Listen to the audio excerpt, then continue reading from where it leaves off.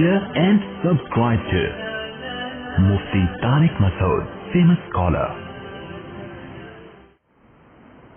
الحمد لله نحمده ونستعينه ونستغفره ونؤمن به ونتوكل عليه ونعوذ بالله من شرور أنفسنا ومن سيئات أعمالنا من يهده الله فلا مضل له ومن يضلله فلا هادي له ونشهد أن لا إله إلا الله وحده لا شريك له ونشهد أن سيدنا وحبيبنا وشفيعنا وسندنا محمدا عبده ورسوله صلى الله تعالى عليه وعلى آله وأصحابه وبارك وسلم تسليما كثيرا كثيرا أما بعد فأعوذ بالله من الشيطان الرجيم بسم الله الرحمن الرحيم أفرأيت من اتخذ إلهه هواه وأضله الله على علم وختم على سمعه وقلبه وجعل على بصره غشاوة وقال النبي صلى الله عليه وسلم الكيس من دان نفسه وعامل لما بعد الموت. قرآن مجید کی آیت کا ایک حصہ اور رسول اللہ صلی اللہ علیہ وسلم کی ایک حدیث پڑھی ہے. اللہ سے دعا ہے اللہ تعالیٰ صحیح طرح سے بات کہنے کی، سننے کی، سمجھنے کی اور پھر عمل کی توفیق عطا فرمائے.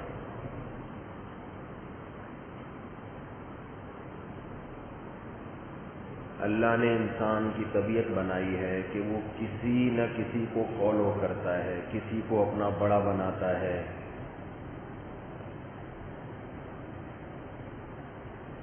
جن کے پاس حقیقی خدا نہیں ہے انہوں نے جھوٹوں کو خدا بنا لیا. جب ان کو صحیح خدا نظر نہیں آیا تو جو چیز نظر آئی انہوں نے اس کو خدا بنا لیا.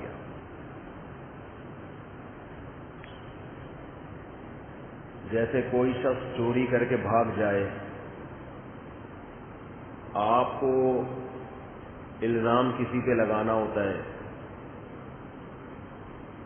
تو آپ اصل مجرم پکڑا نہیں جا رہا تو جو نظر آ رہا ہے آپ اس پہ الزام لگا دیں تو یہ غلط طریقہ ہوگا، صحیح طریقہ نہیں ہوگا. کوئی آپ پر احسان کر رہا ہے، آپ کو احسان کرنے والا نظر نہیں آ رہا، جو نظر آ رہا ہے آپ اس پر احسان ڈال دیں کہ اس نے کیا ہے تو یہ بھی غلط طریقہ ہوگا. تو اللہ کے احسانات ہیں، انسان کو بنایا، پیدا کیا، بڑا کیا. تو جب لوگوں کو حقیقی اللہ نظر نہیں آیا تو جو بھی چمکتی ہوئی چیز، خوبصورت چیز نظر آئی لوگوں نے اسی کو اپنا معبود بنا لیا. یہ ہمارا خدا ہے. تو معبود سب کا ہوتا ہے، حتیٰ کہ جو ایتھیسٹ ہیں، جو ملحد ہیں، جو خدا کو نہیں مانتے، خدا ان کا بھی ہوتا ہے. ان کا خدا کیا ہوتا ہے؟ من اتخذ الہہ ہواہ.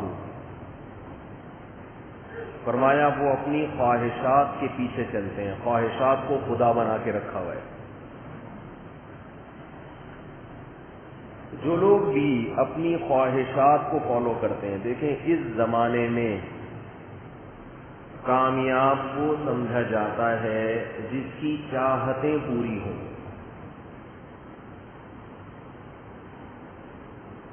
آپ کی چاہت تھی یہ ملے، وہ مل گیا، کامیاب ہو گئے.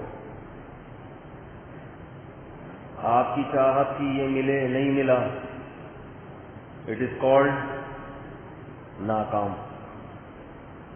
یہی ہے نا. گنجے کی چاہت ہوتی ہے سر پہ بال آ جائیں، آ گئے کامیاب، نہیں آئے بولو ناکام. بیمار کی چاہت ہوتی ہے شفا مل جائے، مل گئی کامیاب ہو گیا، نہ ملی بولو ناکام۔ پوری دنیا میں کامن ہے یہ مسئلہ۔ غریب کی چاہت ہوتی ہے پیسہ آ جائے، آ گیا ساری دنیا کو انٹرویو دیتا پھرے گا، دوستوں میں بھرم مارے گا، ابے میں تو سائیکل پہ گھومتا تھا، میں نے یہ کیا تو میں نے یہ کیا، میں نے یوں کیا پھر میں نے یوں کیا۔ سکسیس اس طرح سے حاصل ہوتی ہے، انگلش بھی مارے گا، اردو میں بھی سمجھائے گا، پنجابی میں بھی سمجھائے گا۔ بہت آگے نکل گیا تو انٹرویوز ہوں گے ٹیلی ویژن پہ کہ آپ نے یہ کیسے اتنا پیسہ کمایا، اتنا آگے آپ کیسے گئے، لوگوں کو بتاتا پھرے گا۔ غریب کی چاہت کیا ہے؟ پیسہ آ جائے۔ تو کامیاب غریب وہ ہے جس کی یہ چاہت نہ پوری ہو، یا وہ ہے جس کی یہ چاہت پوری ہو جائے؟ پوری ہو جائے۔ کیا خیال ہے؟ کنوارے کی چاہت کیا ہے؟ شادی ہو جائے۔ جو بیان سنتے ہیں ہو گئی کامیاب ہے، نہیں ہوئی تو چار چار والوں کو دیکھ کر اور بیچارے ٹھٹر۔ جیسے بلی کو آپ سردی میں نہلا دیں، وہ ایک بچہ بلی کو سردیوں میں نہلا رہا تھا، کسی نے کہا مر جائے گی، اس نے کہا نہیں مرے گی۔ بعد میں وہ بھائی ویڈیو نہیں بنائی ہے، ویڈیو بالکل ناٹ الاؤڈ، بالکل نہیں، یہ یوٹیوب پہ جائے گی، وہاں دیکھ لیجیے گا۔ تو ایک بچہ بلی کو نہلا رہا تھا، کسی نے کہا مر جائے گی، اس نے کہا نہیں مرے گی، نہیں ہم بھی تو نہاتے ہیں۔ بعد میں وہ صاحب گزرے تو دیکھا بلی مری ہوئی ہے، نے کہا میں نے کہا تھا نا مر جائے گی، نے کہا نہلانے سے نہیں مری ہے، نچوڑنے سے مری ہے۔ آپ کی بات پھر بھی غلط ثابت ہو گئی، آپ نے کہا تھا نہلانے سے مرے گی، آپ پھر بھی غلط ثابت ہو گئے، نہلانے سے اس کے بعد جو نچوڑا ہے نا تو اس سے مری۔ تو بلی کہاں سے آ گئی؟ ہاں بلی جیسے ٹھٹر جاتی ہے نا ٹھنڈے پانی سے نہانے سے، تو ایسا ہی کنوارا آدمی جب سنتا ہے کہ فلاں کی چار چار ہو رہی ہیں اور میری ایک بھی نہیں ہوئی، تو وہ بھی ایسے ہی بیچارہ بلی کی طرح ٹھٹر جاتا ہے۔ اس کے لیے سب سے بڑی کامیابی کیا ہے؟ کوئی اچھا رشتہ مل جائے۔ آپ کسی کمپنی میں جاب کرتے ہیں، کسی گورنمنٹ کے ادارے میں جاب کرتے ہیں، آپ چاہتے ہیں میں ترقی کر جاؤں، میں آفیسر بن جاؤں، اگر آپ بن گئے،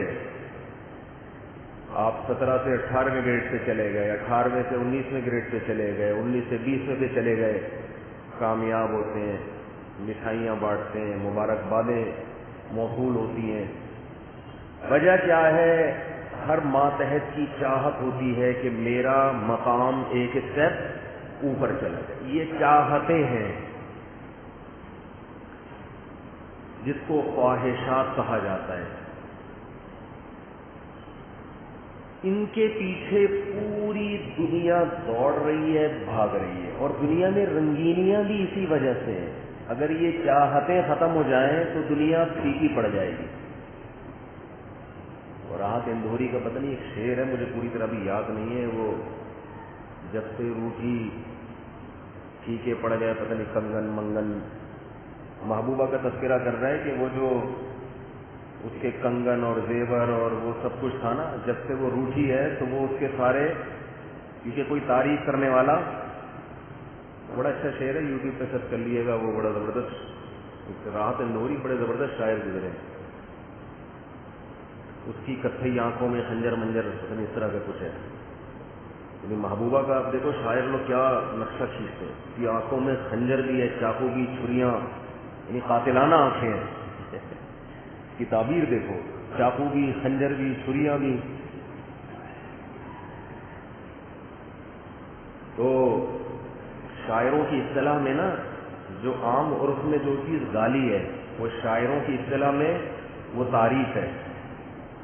جیسے ہم جب کسی کو کہیں ظالم تو یہ گالی ہے نا, کیا خیال ہے بھائی؟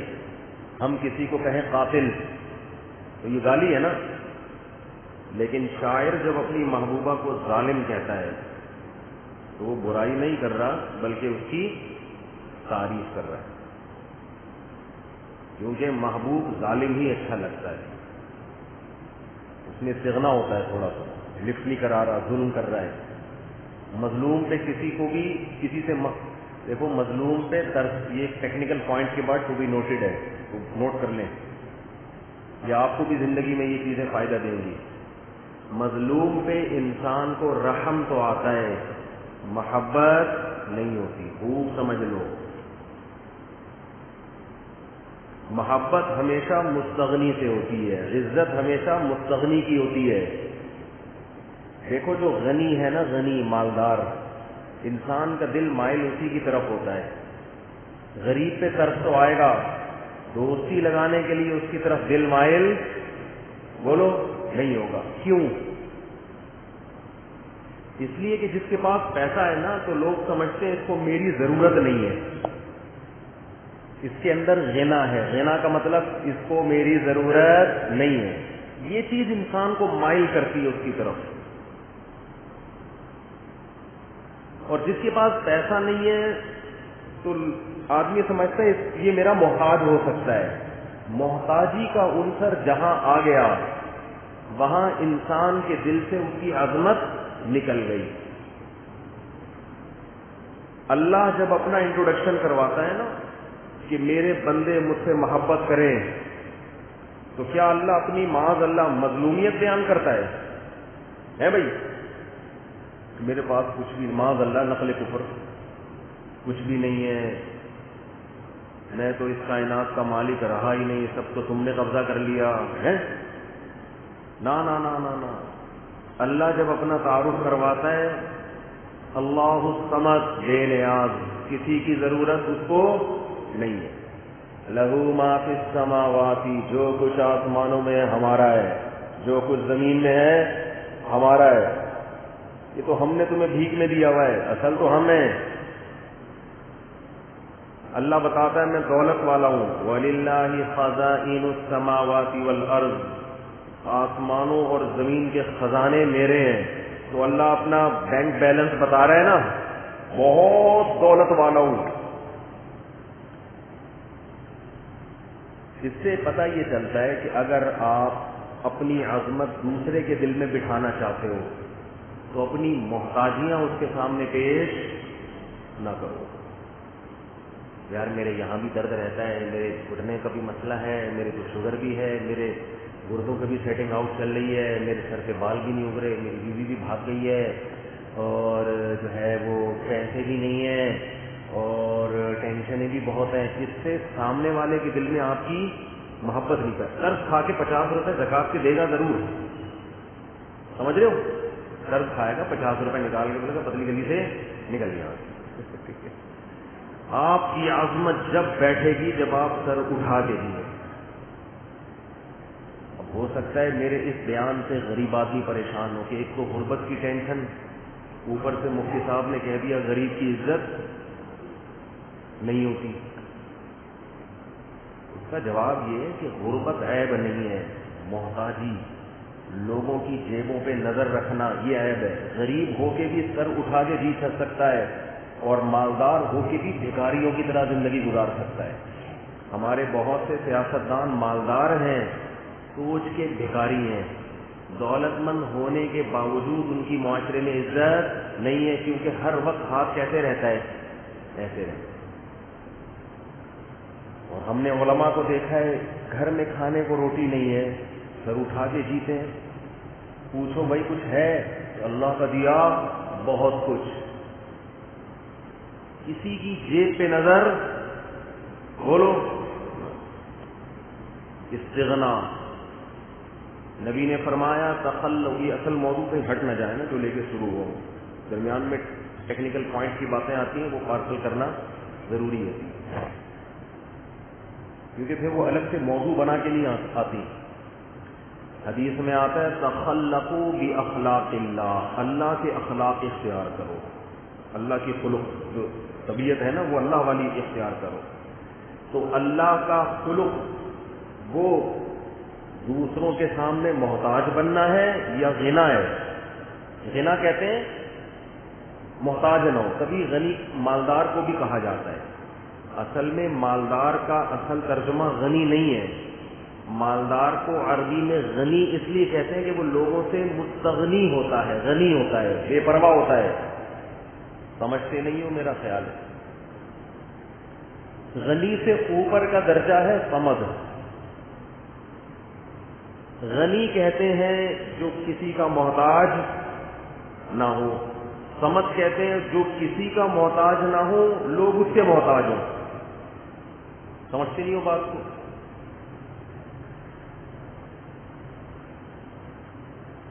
انسانوں میں بھی صمد ہوتے ہیں. محلے کا بس دادا ہے بھائی، کسی سے نہیں مانگتا لیکن بہت سے گھروں کے چولہے اس سے جل رہے ہیں. حقیقی صمد تو اللہ کے علاوہ کوئی بھی نہیں ہے. تو یہ بننے کی کوشش کرنی چاہیے کہ آپ کسی کے محتاج نہ ہوں لیکن آپ کے ذریعے بہتوں کے گھروں میں چولہے جل رہے ہیں. یہ اچھی صفت ہے. آج تو سارا آوائی کے آوائی بگڑا ہوا ہے. تو یہ بات کہاں سے شروع ہوئی تھی؟ جی خواہشات کی محتاجی سے شروع ہوئی تھی. وہ تو یہاں سے ادھر کہاں سے آ گیا یار؟ ایک بندہ ڈائری لے کے جی بلی کی طرف سے پکڑ کے وہ تو مار دیا تھا ہم نے اس کو. ہے نیت سے تو بات کر رہا تھا. نیت سے کیا بات؟ خیر میں مثال دے رہا تھا کہ کون بلی کی طرح پکڑا تھا؟ ہاں وہ کمارا کے سن کے نا وہ والا بیچارہ بلی کی طرح کیا ہو جاتا ہے؟ پکڑ جاتا ہے. تو بات یہ چل رہی تھی. ایک تو یہ میں جلدی سے مکمل کر دوں کہ آپ چاہتے ہیں نا سامنے والے کے دل میں اپنی محبت بٹھائیں تو محتاجیاں ظاہر نہ کریں. حتیٰ کہ میاں بیوی کا بھی یہی معاملہ ہے. ایک ماہر نفسیات ڈاکٹر ہیں یوٹیوب پہ، ان کا ایک بڑا اچھا کلپ دیکھا میں نے. بعض دفعہ وہ پھینکتے بھی ہیں لمبی لمبی لیکن بعض دفعہ بڑی خاندانی باتیں بھی کرتے ہیں. تو بڑی زبردست بات انہوں نے کی، بہت اچھی بات کی. اور ایک لبرل آدمی کے منہ سے یہ بات سن کے مجھے زیادہ اچھا اس لیے لگا. میں نے کہا بھائی یہ خاندانی بات ہے، ورنہ لبرل لوگ اس طرح کی باتیں کرتے نہیں ہیں. تو میں نے اس سے وہ کمنٹس بھی کرنے کا ارادہ تھا لیکن وہ پتہ نہیں کلپ کہاں غائب ہو گیا نا. وہ پھر بہت تلاش کیا ملا نہیں. ورنہ میں لکھ رہا تھا اپنا نام لکھ کے کمنٹس کروں ڈاکٹر صاحب ہٹو بچے ہو گیا. خاندانی بات ہو گئی. مفتی طارق مسعود ہیئر، لیکن وہ کلپ ہی شارٹ ہو گیا مارکیٹ سے. پتہ نہیں پھر دوبارہ بچوں. تو انہوں نے ایک بڑی اچھی بات کہی ڈاکٹر صاحب نے، ماہر نفسیات ہیں. یہ جو میں بات کر رہا ہوں نا استغنا والی، کہ جب آپ مستغنی ہوتے ہیں تو پھر آپ کی عظمت بھی سامنے والے کے دل میں آتی ہے. ان ڈاکٹر صاحب نے ایک بڑی اچھی بات کی. ان کا تو یہ ٹاپک نہیں تھا لیکن جو بات کی وہ اسی سے ریلیٹڈ ہے تو مجھے یاد آ گئی. وہ انہوں نے خواتین کو نصیحت کی ایک بڑی پیاری مثال سے کہ دیکھو جب تک تمہاری شادی نہیں ہوتی کالج کے باہر لڑکے انتظار میں کھڑے ہوتے ہیں. ہوتا ہے کہ نہیں ہوتا ہے بھائی؟ کالج کے باہر لڑکے انتظار میں لڑکے ہی کھڑے ہوتے ہیں. لڑکیاں کبھی بوائز کالج کے باہر نہیں کھڑی ہوتی. کبھی ایسا دیکھا کہ بوائز کالج اور لڑکیاں باہر انتظار میں؟ اگر اتنا خوش قسمت کالج کوئی ہو تو سارے لڑکے وہیں چلے جائیں پھر کہ بھائی یہ ساری گرلز انتظار میں کھڑی ہوئی ہیں. الٹا معاملہ ہوتا ہے. گرلز کالج کے باہر کون کھڑا ہوتا ہے؟ لڑکے. لڑکیوں کے پیچھے کون بھاگتے ہیں؟ ہر نر مادہ کے پیچھے بھاگتے ہیں. جانوروں میں بھی یہی ہے. اس کے برعکس بہت کم ہوتا ہے، بہت ہی کم. لیکن جانوروں میں بھی یہ ہے کہ نر ہمیشہ مادہ کے پیچھے.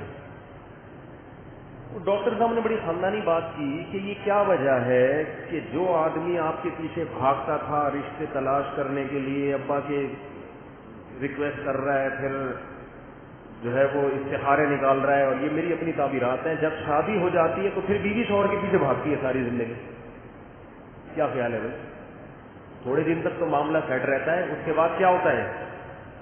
بیگم صاحبہ ہمیشہ یہ ٹائم نہیں دے رہے، یہ آ نہیں رہا، پہلے کالج کے باہر 3 گھنٹے کھڑا رہتا تھا، ایک دن میں نے نمبر دے دیا تھا تو خوشی سے بے ہوش ہو گیا تھا. ایسا ہی ہو رہا ہوتا ہے. کوئی بھی کالی کلوٹی کوئی بھی لڑکی کسی بندے کو نمبر دے کے چلی جائے نا، وہ لڈو تو پھوٹتے ہیں اس کے دل میں. رفیع بھائی بھی کہہ رہے ہیں ہاں جوان آدمی ہے ظاہر، تو یہ تعریف کر رہا ہوں آپ کی. تو اب ہوتا کیا ہے، نکاح کے بعد تھوڑے دن تک تو یہ سیٹ اپ چلتا ہے، اس کے بعد معاملہ کیا ہو جاتا ہے؟ بالکل الٹ. پھر بیوی کو شکایت ہوتی، ٹائم نہیں دیتا، گھر سے باہر رہتا ہے، گٹر کے ڈھکن پہ سارا دن بیٹھا رہتا ہے، گھر آنے کے بعد بھی باہر نکل جاتا ہے، گھمانے نہیں لے کے جا رہا، کہیں ہوٹل پہ نہیں لے کے جا رہا، کہیں سفر پہ نہیں لے کے جا رہا، ٹائم ہی نہیں. یہی شکایتیں چلتی ہیں نا ساری زندگی. ڈاکٹر نے ایک بڑی اچھی بات کی، انہوں نے کہا کہ اس کی ایک بڑی وجہ عورت خود ہے.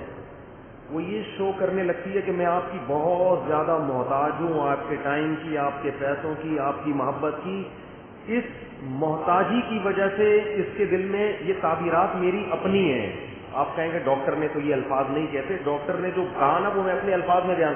ہمارا اپنا اسٹائل ہے نا، ہر آدمی کا اپنا اسٹائل ہوتا ہے بھائی، ہر بات کو ہر آدمی اپنے اسٹائل میں بیان. تو اسٹائل ہمارا ہے، بات ڈاکٹر صاحب کی ہے، مثال ڈاکٹر صاحب کی ہے، بات بھی نہیں مثال.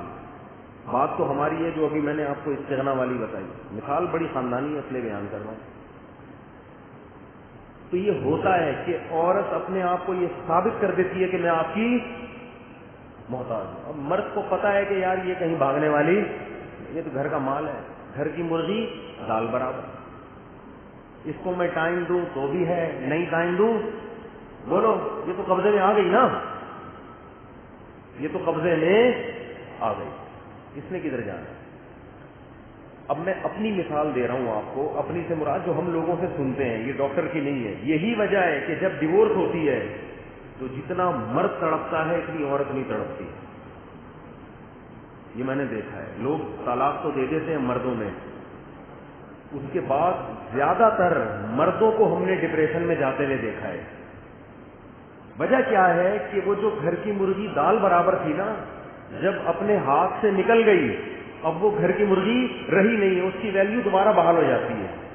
تبھی اکثر دیکھا ہے 99% طلاقیں دے کے روتے زیادہ مرد ہی ہیں. یہ تو صبح شام یہاں کیسے رو رہے ہوتے ہیں، یار دے دی یار، اس وقت تو بالکل سمجھ میں آ رہا تھا، دماغ خراب ہو گیا. 6 مہینے بعد رونا شروع کرتا ہے، کبھی 8 مہینے بعد پاگل ہو جاتے ہیں. اکثر تو مکر جاتے ہیں طلاقیں دے کے. ابھی ایک کیس آیا پنڈی سے، خاتون نے کہا میرے میاں نے 3 طلاقیں طبیعت سے تسلی سے دیے ہیں، اور پھر دینے کے بعد بوکھلا گئے. اگلے دن دماغ سیٹ ہوا تو اہل حدیث سے فتویٰ لے آئے کہ ایک ہوتی ہے. میں تو پھر بتا دیتا ہوں سیدھے طریقے سے. میں اس خاتون سے کہا زنا کے علاوہ کچھ بھی حاصل نہیں ہوگا، 3 دے دیے ختم. اب بیچاری کا پورا خاندان بائیکاٹ کر رہا ہے، ماں باپ کہہ رہے ہیں گھر میں آنے کی اجازت نہیں ہے. کہ جب فتویٰ لے آیا تو کیوں؟ میں نے کہا وہ فتویٰ کالعدم ہے. نبی کا فتویٰ بھی یہ 3 ہوتی ہیں، صحابہ کا بھی، 4 اماموں کا بھی، قرآن کا بھی، سب کا یہی فتویٰ ہے. یہ پتہ نہیں کہاں سے نکالا ان لوگوں نے. تو اس خاتون میں اللہ کا خوف، اس نے پھر دارالعلوم کرنگی سے فتویٰ لیا اور بھی دیگر اداروں سے، سب نے دیا کہ بھئی حرام ہو گئی. تو میں نے ان سے کہا کہ ان میں سے کسی کی بات نہ ماننا. کہہ رہی شوہر چھوڑ نہیں رہا، کھڈا ہو جائے گا، لڑائی ہو جائے گی، جھگڑا ہو جائے گا. تو میں نے کہا کہ اس فتوے کی بیس سے آپ عدالت سے خلا لے لیں. عدالت کا خلا تو اکثر کالعدم ہوتا ہے، لیکن آپ کے پاس ایک بیس ہے اس کی. اور پھر بھی اگر گھر والے آپ کو مار پیٹ کے وہاں بھیج رہے ہیں شوہر کے پاس، اور شوہر بھی نہیں چھوڑ رہا، تو کسی NGO سے رابطہ کریں، وہاں چلی جائیں. زنا سے بچنے کے لیے جو کچھ ممکن ہو وہ بولو فرض ہے. ہماری نظر میں اہل حدیث کے فتوے کی حیثیت 0 ہے، اس میں اختلاف ہے ہی نہیں، یہ بنایا گیا اختلاف. اہل حدیث حضرات کو یہ بات سن کے بہت تکلیف ہوتی ہے، بہت غصہ کرتے ہیں. تو آ جائیں بیٹھ کے بات کریں، میں اس سے آپ سے بات کرنے کے لیے تیار ہوں. کیونکہ بڑا عالم آیا ان کا. کچھ بھی نہیں ہے، ایسا ہی ہے. تو کل پھر اس خاتون کا فون آیا کہ میں نے بڑی ہمت کی ہے، حالانکہ وہ خود بھی شوہر کے ساتھ رہنا چاہتی ہے، تو شوہر سے نفرت نہیں ہے، لیکن شریعت کی حدود. حضرت خولہ بنت ثعلبہ رضی اللہ تعالی عنہ 28ویں پارے کی پہلی آیتیں، ان کے شوہر نے کہہ دیا تھا کہ انتی علیہ کظہر امی. عرب سمجھتے تھے کہ ان الفاظ سے طلاق ہو جاتی ہے. کیسے نبی کے پاس بار بار روتی نہیں آئیں؟ وہ تو شوہر کے پاس رہنا چاہتی تھی کہ میرے بچے ہیں، لیکن نبی سے پوچھ رہی ہے کہ یا رسول اللہ آپ بتائیں حلال ہو یا حرام؟ آپ نے فرمایا میں گنجائش نہیں پاتا. پھر قرآن سے آیتیں نازل ہوئی کہ ان الفاظ سے طلاق واقع نہیں ہوتی. تو عورت اگر شوہر کے پاس رہنا چاہتی ہے، شوہر رکھنا چاہتا ہے، اس سے میاں بیوی حلال نہیں ہوتے.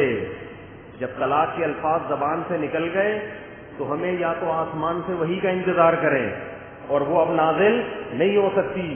تو جو وحی نازل ہو چکی ہے اس میں اللہ نے صاف طور پہ فرما دیا کہ تیسری طلاق کے بعد عورت شوہر کے لیے حلال نہیں ہے. اللہ نے کوئی فرق نہیں کیا کہ فوراً دی ہو یا 6 مہینے بعد دی ہو، ہم بستری سے پہلے دی ہو یا ہم بستری کے بعد دی ہو. اللہ نے یہ فرق نہیں کیا اس میں.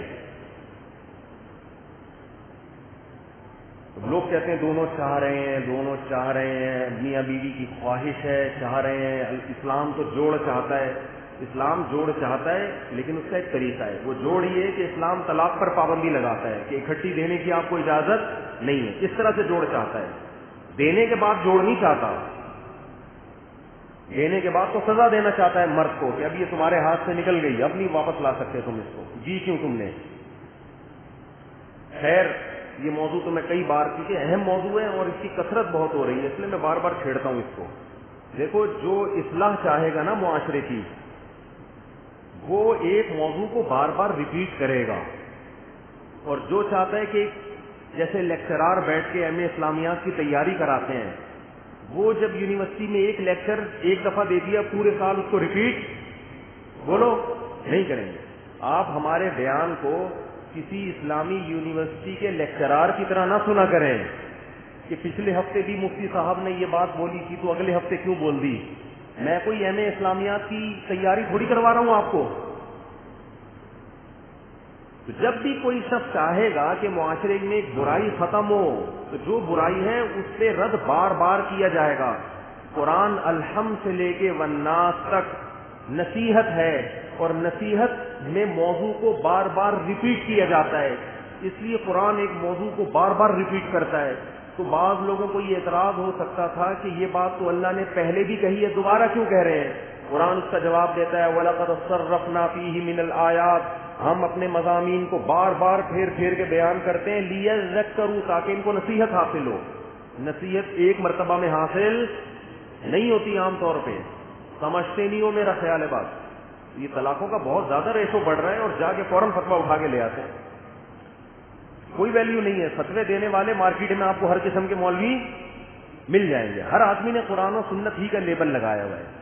اور جب وہ تحریر آتی ہے آپ کے سامنے، آپ سمجھتے ہو کیا دلائل ہیں، تو آپ کو دلائل اس لیے لگ رہے ہوتے ہیں کہ آپ خود اس علم میں زیرو ہو، اس لیے آپ کو دلائل لگ رہے ہوتے ہیں. جیسے کورونا کی تحقیقات عام آدمی کو لگتا ہے بڑی زبردست تحقیقات ہیں، ڈاکٹر سے پوچھو وہ کہے گا یہ پھینک رہا ہے بہت بڑی اس کی کوئی حیثیت نہیں ہے، تو عام آدمی کو لگ رہا ہوتا ہے. تو خیر کیا بات چلی، دیکھو یہ کیا مذاق ہو گیا موضوع کی. ہاں میں یہ عرض کر رہا تھا کہ وہ ڈاکٹر نے بڑی خاندانی مثال دی کہ عورت میں استغنا ختم ہو جاتا ہے، جس کی وجہ سے بار بار آپ گھر سے باہر نکلے فون کر کے پوچھ رہی ہیں، پھر دفتر بیٹھے ہوئے کیا کھایا، چائے پی لیا آپ نے آفس میں، پھر واپس ابھی تک آئے نہیں آپ واپس، میں گھبرا گئی تھی آپ رہ کہاں گئے. یہ چیزیں کیا کرتی ہیں، یہ ایک انسان کی نیچر ہے. اگر تھوڑا سا ناز نخرے ٹائپ کی چیز ہو نا تو پھر معاملہ کیا ہوگا، وہ کیفیت تو نہیں ہوگی جو کالج کے باہر ہوتی تھی. لیکن ایسا بھی نہیں ہوگا کہ ایک صاحب سفر پہ گئے 10-15 دن کے لیے، جس دن گھر آ رہے تھے کہہ رہے تھے یار 10-15 دن گھر سے باہر رہا ہوں، ایسا لگ رہا ہے جنت میں ٹہل رہا ہوں میں. اور گھر میں جا رہا ہوں تو ایسا لگ رہا ہے کہ اب پھر جیل میں جا رہا ہوں. میں نے کہا کیوں؟ کہہ رہے ہیں پھر وہی گھر سے باہر جاؤ بتا کے جاؤ, گھر میں آنے سے پہلے دیر ہو جائے تو بتاؤ. ایک ایک چیز نا موبائل پہ بالکل ریموٹ کنٹرول کی طرح بندہ گیا کہاں ہے. تو یہ خواتین کو ایک نصیحت کر رہا ہوں کہ تھوڑا سا استغنا پیدا کرو اپنے اندر. بولو بھائی جیسے مجھے آپ کی ضرورت ہے آپ کو بھی میری اسی طرح ضرورت ہے, آپ کو بھی میرا ٹائم مجھ سے چاہیے. ابھی نہیں ہے ٹائم میرے پاس, ہر وقت ٹائم باتیں یہ کیا ہے. تھوڑا سا اسٹائل مارنا پڑے گا. آپ نے کہا کہ چلو بیگم شاپنگ کرنے چلتے, کیا شاپنگ لگا کے رکھی گئی ہے, مجھے اپنے بھی کچھ کام ہوتے ہیں. وہ ہمارے ایک دوست تھے, ان کی وائف عالمہ بن رہی تھی. وائف کیا بن رہی تھی؟ عالمہ. وہ بہت پڑھ رہی تھی. تو میں جب ان دوست سے ملنے کے لیے جاتا تو مجھے کہتے کہ یار وہ میں پہلے ناشتہ کر لوں اس کے بعد چلوں گا. میں نے کہا ناشتہ کر لو. کہہ رہے یار وائف ابھی اسٹڈی کر رہی ہیں, جب فارغ ہو جائیں گی تو ناشتہ بنا کے دیں گی. وائف کا بھی اسٹڈی ٹائم ہے, مطالعے کا ٹائم ہے.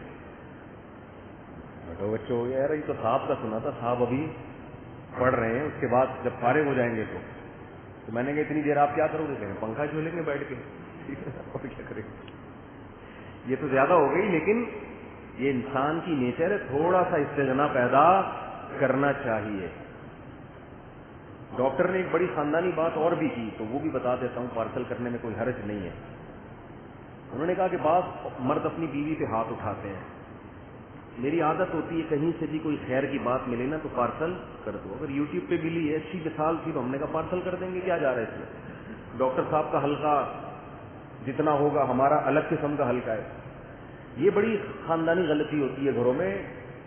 انہوں نے مثال دی کہ کوئی مرد اگر اپنی بیوی کو مارتا ہے, بعض مردوں کے ہاتھ بہت کھلے ہوتے ہیں نا, بات بات پہ تھپڑ, بات بات پہ گالی, عورت پھر ناراض ہو جاتی ہے.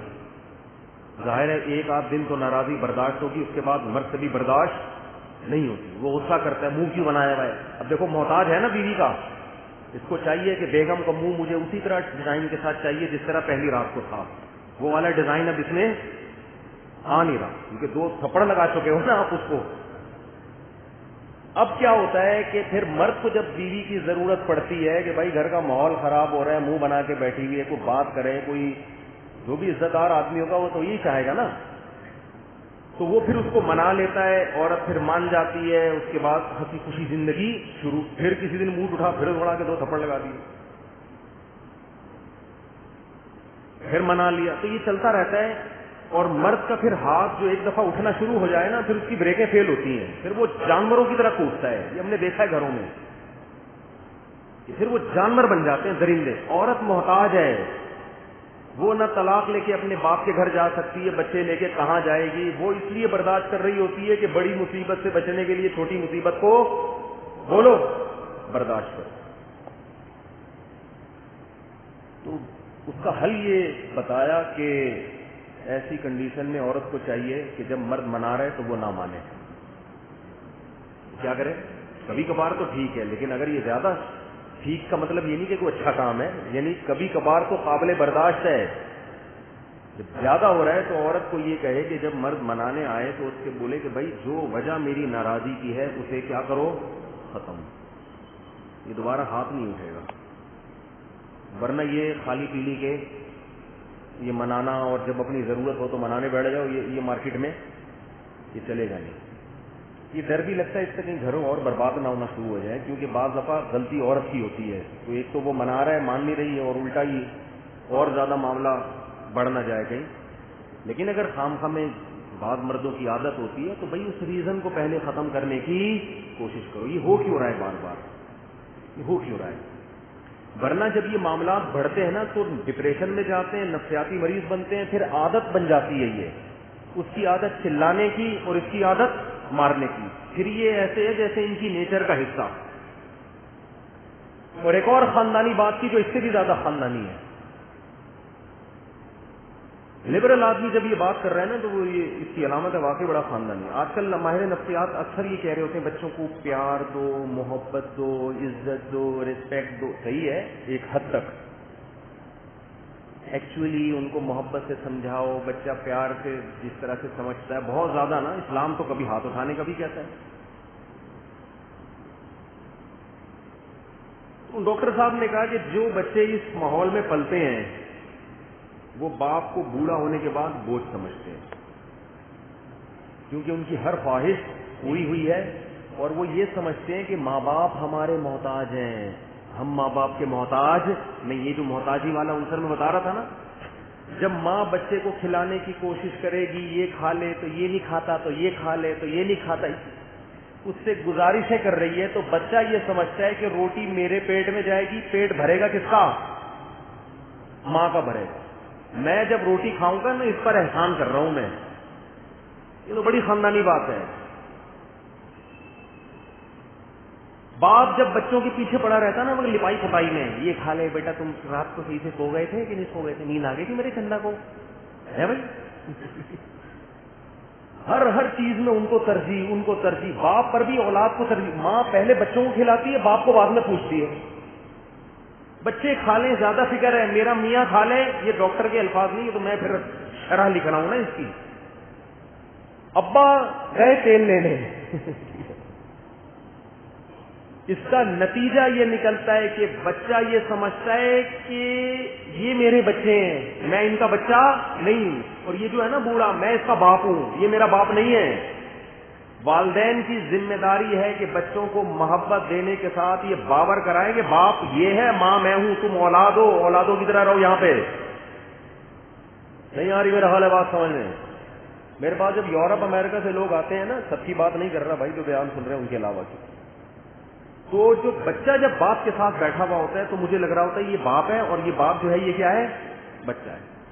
باپ کی آواز اپنی اولاد کے سامنے بہت ہلکی ہوتی ہے۔ جوان بیٹے کے سامنے نا باپ بہت دھیمے دھیمے بات کر رہا ہوتا ہے، بیٹے کو کوئی غصہ نہ آ جائے، جیسے بیٹے کی شکایت بھی کر رہا ہوتا ہے نا، تو یہ ایکچولی دیکھیں، ان کو تھوڑا سا سمجھائیں، یہ تھوڑا سا اٹھنے میں ٹائم لیتے ہیں، 12:30 بجے دوپہر کو اٹھتے ہیں، پھر کوئی جاب بھی نہیں کر رہے، کوئی ایجوکیشن بھی۔ بیٹا ایک دم یوں کر کے آنکھیں دکھانا، ایک دم غصہ آنے لگتا ہے، باپ جب اس کو دیکھتا ہے تو پھر اور ویسے تو ماشاءاللہ بہت اچھے ہیں، لیکن ایکچولی اگر بڑا حیرت ہو رہی تھی یار، تم اس کے باپ ہو یا یہ تمہارا باپ ہے؟ یعنی باپ کو یہ اتھارٹی بھی نہیں ہے کہ اپنے بیٹے کو بٹھا کے اس کی کسی کے سامنے شکایت کر سکے۔ تو باپ کس بات کا بھائی؟ وہ تو خان سامہ ہے جو تمہیں ساری زندگی کھلاتا پلاتا رہا ہے۔ بیٹے کو ایسا غصہ، اور بیٹا چیخ رہا ہوتا ہے، ڈیڈی میں کہہ رہا تھا آپ مفتی صاحب کے سامنے جا کے میری برائیاں کریں گے۔ وہ ڈیڈی بڑے حرامہ، ان کو پتا ہے کہ زیادہ چیخا تو اتنا زور سے یہ چیخے گا کہ میں گر جاؤں گا یہاں پہ۔ یہ وہ ممی ڈیڈی والے بچے ہیں جن کو ماں باپ نے بہت زیادہ رسپیکٹ دے دی، اتنی کہ اپنا باپ بنا لیا انہوں نے۔ سمجھتے نہیں ہو بات کو؟ تو جب میں یہ بات سن رہا تھا نا، یہ تو ڈاکٹر کے الفاظ نہیں، مثال صرف اتنی سی تھی، باقی تو سارے میرے الفاظ ہیں، تو مجھے اپنی والدہ محترمہ یاد آ رہی تھی، ان کا چمٹا یاد آ رہا تھا۔ میری والدہ روٹی پکا رہی ہوتی تھی، مجھے سبزیاں نہیں اچھی لگتی، مجھے سبزی میں صرف بھنڈی اچھی لگتی ہے اب بھی، باقی سبزی اچھی نہیں لگتی شروع سے ہی، بس کوئی مزاج کچھ اس ٹائپ کا تھا۔ اور ہماری والدہ بھی سہارنپور کی تھیں، تو انڈین کھانے، آلو کی بھجیا، کھنڈیاں، بڑیاں، وہ ہمیں ویسے ہی نہیں اچھی لگتی تھی، کھنڈیاں اور بڑیاں۔ آج کیا پکا ہے؟ بڑیاں پکی ہیں۔ میں اماں کیا پکا دیا یار؟ بڑیاں پکا دی میں بھائی، کوئی کوفتے ہوتے، کوئی چکن کا سالن ہوتا یا بھنڈی ہوتی۔ اماں نے کیا، انڈیا کے روایتی کھانے بناتی تھی، بڑیاں۔ تو ہمیں یاد ہے کہ قانون یہ تھا کہ جو پکے گا تیرا باپ بھی وہی کھائے گا، جو پکے گا، اور والد بھی وہی کھا رہے ہوتے تھے، جو پکے گا۔ مجھے نہیں اچھا لگتا تھا بالکل۔ اب مجھے یاد ہے کئی بار ایسا ہوا کہ میں بیٹھا ہوا ہوں، سالن سامنے، روٹی انہیں یوں کر کے نا غصے میں یوں کھا رہا ہوں، اور پھر میں جیسے بچے نہیں کرتے ہیں کر رہے ہوتے، تو والدہ کچھ چمٹا دکھاتی تھی، اس سے ماروں گی، یہ گرم ہے، اور چھوٹا تھا بالکل نا سمجھ تھا، تو اللہ معاف فرمائے، نا سمجھ مکلف نہیں ہوتا، بد دعائیں دے رہا ہوتا تھا۔ وہ تو بہت چھوٹا تھا نا، بد دعا لگتی نہیں ہے، اور اب تو ہنستے ہیں ان بد دعاؤں پہ، پتہ نہیں یہ کس طرح کی ماں مل گئی ہم کو، کس طرح کی اماں مل گئی ہے. ناشتہ ہماری والدہ کی مرضی کا ہوتا تھا, پراٹھا کھانا پڑے گا. اس کا فائدہ کیا ہوا, پیٹ اتنا مضبوط ہو گیا, اب ربڑ کے پراٹھے بھی بولو, برگر پیزے نہیں کھلائے. ویسے اس دور میں زیادہ برگر پیزوں کا رواج بھی نہیں تھا. روٹی کھائیے روٹی, اب روٹی کے بغیر تسلی نہیں ہوتی. تو محبت ان چیزوں میں دو جس میں واقعی محبت بنتی ہے.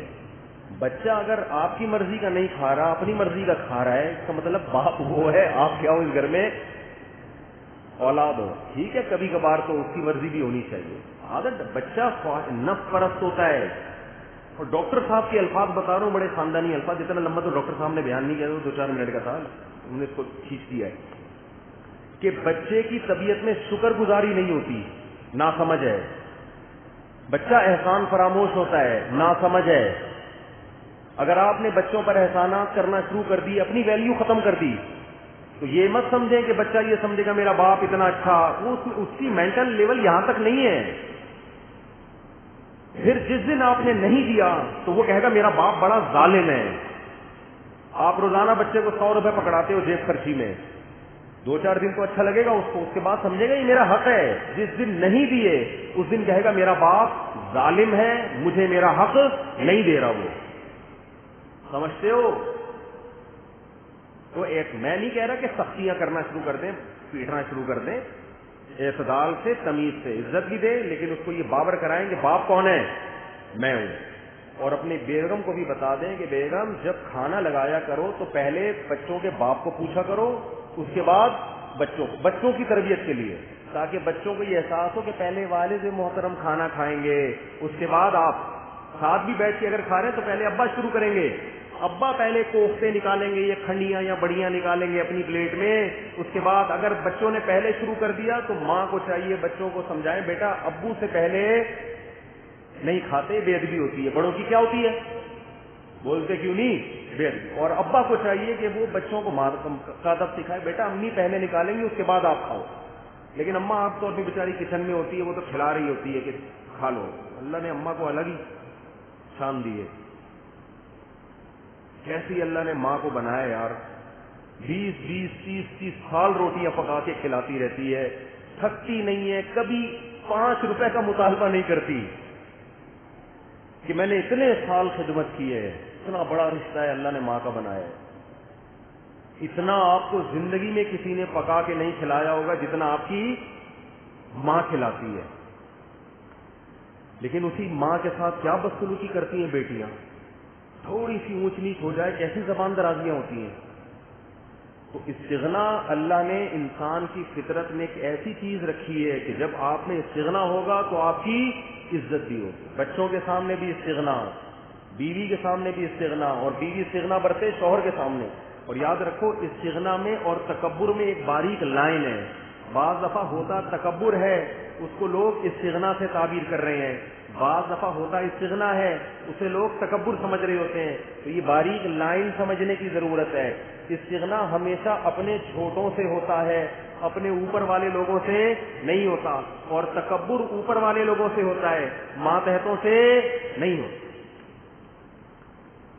کیا مطلب, آپ کے باپ نے آپ کو کچھ پیسے دیے کہ یہ لے بیٹا جیب خرچی کے لے لے, کیا یاد کرے گا, چل تیری شادی میں کرا رہا ہوں.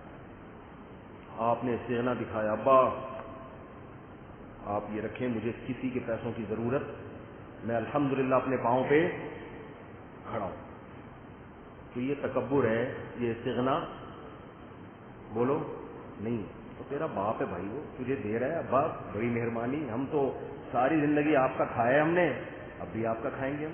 ہاں باپ پہ رحم کرنے کے جذبے سے کہ ابا کو ضرورت ہے اور بیچارہ پتہ نہیں کہاں سے لے کے دے رہا ہے, وہ ایک الگ چیز ہے. لیکن نارملی یہ بڑے جب کوئی چیز دے رہا ہو تو دونوں ہاتھوں سے وصول کیا جاتا ہے. آپ کے محتاج ہیں ہم, ساری زندگی آپ کا کھایا ہے, تو اب بھی آپ کا کھائیں گے ہم. اور یہی چیز جب ماتحت سے ہو تو پھر کیا ہو جاتی ہے بھائی, بیٹا آپ کو پیسے دے رہے ہیں, ابا یہ ذرا آپ کو گٹکے کی عادت ہے, یہ میری طرف سے. باپ کے بیٹا اللہ کا شکر ہے ہم تمہیں کھلاتے ہیں, اللہ نے ہمیں دیا ہے, اب بھی کھائیں گے, اپنے گھر گٹکے کی مثال تو غلط ہے، یہ تو بہت چھوٹا سا ہوتا ہے، کوئی بھی چیز.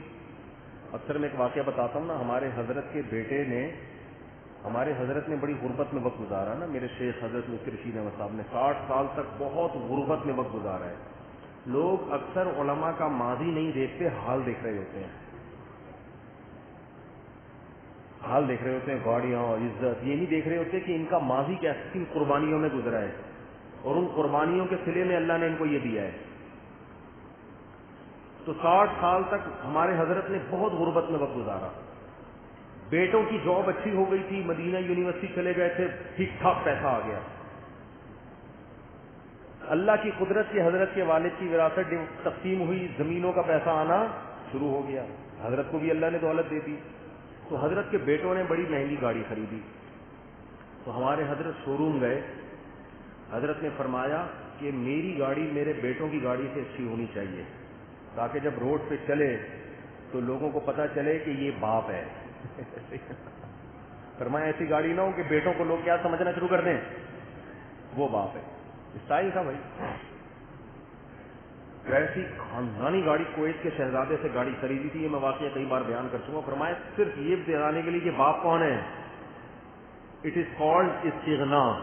سمجھتے ہو، باپ کو چاہیے اولاد کی جیبوں پہ نظر نہ رکھے. بیٹا ہم نے تمہیں کھلایا ہے تمہارے لیے، اپنے لیے نہیں. آج ٹینشن ہی ہوتی ہے، ماں باپ بچوں کو پالتے ہیں، پھر ان کی جیبوں پہ نظر رکھتے ہیں، پھر ان کو شادی بھی اسی وجہ سے نہیں کرنے دیتے کہ شادی کی تو خرچہ آدھا بہو لے جائے گی، ہمارے حصے میں چند کوڑیاں آئیں گی. یہ بہت گھٹیا سوچ ہے. باپ ہونا اس کی علامت ہے، بھائی ہم نے تمہیں کھلایا ہے تمہارے لیے، 1 روپے کی بھی ہمیں تم سے لالچ بولو نہیں. ہم باپ ہیں بھائی، ہمیں تو اللہ نے کھلانے کے لیے پیدا کیا ہے. باقی تم جانو، ہمارا بڑھاپا جانے، وہ تمہارا مسئلہ ہے کہ تم ہمیں کیسے رکھتے ہو. ہم تو اپنی ذمہ داریاں پوری کریں گے. لیکن آج الٹا معاملہ ہو رہا ہے، شروع سے ہی جیبوں پہ نظر. پھر بچے کو اسی وجہ سے نکاح سے روکتے ہیں کہ اس کی آمدن ڈیوائڈ ہو جائے گی، یہ ادھر پیسے نہ خرچ کرنا ہو. بھائی اس کو بولو بیٹا کر یار، ایک اور کو کھلا یار.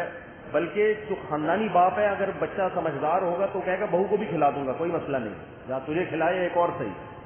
خاندانی پن ختم ہو رہا ہے. میں جلدی سے، یہ دائیں بائیں موضوع بہت زیادہ چلا گیا، تو اصل بات جلدی میں سمیٹتا ہوں کہ دیکھو ہر ایک کا کوئی نہ کوئی خدا ہوتا ہے. تو قرآن کہہ رہا ہے بہت سے لوگوں کا خدا ان کی چاہتیں ہیں، چاہت، خواہشات کا پورا ہونا. اور دنیا میں یہ چیز کامن ہے.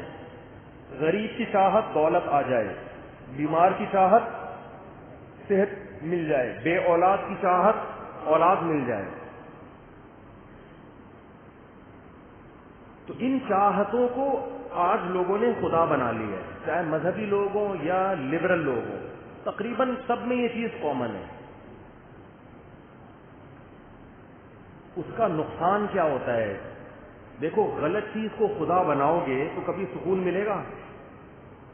چاہتیں ایسی چیز ہیں جو کبھی بھی پوری نہیں ہوتی. اس کی سب سے بڑی دلیل یہ ہے کہ غریب کو دولت کی اتنی چاہت نہیں ہوتی، بیمار کو صحت کی اتنی چاہت نہیں ہوتی، اور بدصورت کو خوبصورت بننے کی اتنی چاہت نہیں ہوتی، کنوارے کو نکاح کی اتنی چاہت نہیں ہوتی، بے اولاد کو اولاد کی اتنی چاہت نہیں ہوتی جتنی کسی مرتے ہوئے آدمی کو زندگی کی چاہت ہوتی ہے. انسان کی سب سے بڑی چاہت کیا ہے؟ زندگی اور حیات. زندگی سب سے بڑی چاہت ہے انسان کی. ہر چیز پہ انسان کمپرومائز کرتا ہے، مگر زندگی پہ کمپرومائز بولو نہیں کرتا. اگر کمپٹیشن ہو نا کہ پیسہ چاہیے یا زندگی چاہیے، تو ہر آدمی کیا کہے گا؟ بھائی پہلے زندگی ہے. تو آپ بتاؤ کہ آپ کی زندہ رہنے کی چاہت پوری ہوتی ہے؟ بولتے کیوں نہیں بھائی؟ تو جس چاہت کو خدا بنایا ہوا ہے، زندہ رہنے کی چاہت، وہ جب پوری نہیں ہوگی تو باقی چاہتیں کہاں سے پوری ہوں گی؟ اس کا نقصان یہ ہوتا ہے کہ جب آپ نے غلط چیز کو چاہت بنایا، پھر اس چاہتوں کے پیچھے اپنی صلاحیتوں کو انسان برباد کر لیتا ہے اور بالآخر نتیجہ زیرو. ایک خاتون آئی اپنے بیٹے کے ساتھ بیان کرنے لگیں، چند دن پرانی بات ہے کہ میرے گھر میں یہ حادثہ ہو گیا، میرا شوہر کا انتقال ہو گیا، میرے بیٹے کا انتقال ہو گیا، میرا ایک بیٹا معذور ہو گیا، میرے فلاں کے ساتھ یہ ہو گیا. باقی بیچاروں کے بڑے غم سے رو رہی تھی، اللہ ان کی اس ٹینشن کو ختم کرے. روئے جا رہی ہیں، روئے جا رہی ہیں، روئے جا رہی ہیں. غم تھا بہرحال، تو جس سے گزرتی ہے اسی کو پتا ہوتا ہے. اب میں ان کو کیا کہتا؟ اب وہ وظیفہ پوچھنے آئی. میں نے کہا دیکھیں آپ کے غم کا علاج وظیفوں میں بولو نہیں ہے، وظیفوں میں نہیں ہے. آپ کے غم کا علاج تو قرآن نے بیان کیا. اذا اصابتهم مصیبت قالوا انا للہ وانا الیہ راجعون. ختم. اللہ نے ایسی ٹیبلٹ کھلا دی ہے، ایسا ٹیکا لگا دیا ہے، ٹینشن کیا ختم. فرمایا ہمارے نیک بندوں کو جب مصیبت پہنچتی ہے تو کہتے ہیں انا للہ، ہم کس کے بندے ہیں؟ ہمارا معبود یہ چاہتے نہیں ہیں کہ شوہر بھی نہ مرے، بیٹا بھی نہ مرے. یہی ہوا نا ان خاتون کے ساتھ، شوہر کا بھی انتقال ہو گیا، اچانک جوان بیٹے کا انتقال ہو گیا، پھر ایک بیٹا معذور ہو گیا. تو اب چاہت کیا ہے کہ یہ معذور نہ رہے، وہ بیٹا زندہ ہو جائے، شوہر نہ مرے. یہی چاہتے ہیں نا. تو اللہ فرماتے ہیں ہمارے نیک بندوں کو جب کوئی غم پہنچتا ہے تو کہتے ہیں انا للہ، ہم اللہ کے غلام ہیں، ہماری چاہت اللہ کی رضا کا حصول ہے، ہمارا خدا اللہ ہے. یہ چاہتیں بولو نہیں ہے. ہماری زندگی کا، عورت کی زندگی کا مقصد یہ ہے ہی نہیں کہ شوہر نہ مرے، یہ مقصد ہی نہیں ہے. یا مرے تو بڑھاپے میں مرے. عورت کی زندگی کا مقصد یہ ہے ہی نہیں کہ جوان بیٹا زندہ رہے. نہ یہ خواہش تو ہے، چاہت تو ہے، لیکن اس چاہت کو خدا نہ بناؤ کہ اگر یہ چاہت پوری نہیں ہوئی تو زندگی کا مقصد ہی فوت ہو گیا. نہیں بھائی، یہ اتنی ویلیویبل چاہت نہیں ہے. یہ قرآن کہہ رہے ہیں انا للہ، نیک بندے کہتے ہیں ہم کس کے غلام ہیں؟ اللہ. اس کو ہم پہ تصرف کا حق ہے. وہ چاہے تو ہماری چاہت پوری کرے، چاہے تو پوری نہ کرے. اور وہ اللہ اب بھی موجود ہے. شوہر تو مر گیا، بیٹا بھی مر گیا، لیکن جس کے لیے دنیا میں آئے تھے وہ کیا ہے؟ زندہ ہے یا نہیں ہے؟ تو وہ تو ابھی بھی ہے، اس کو تو ابھی بھی راضی کر سکتے ہیں.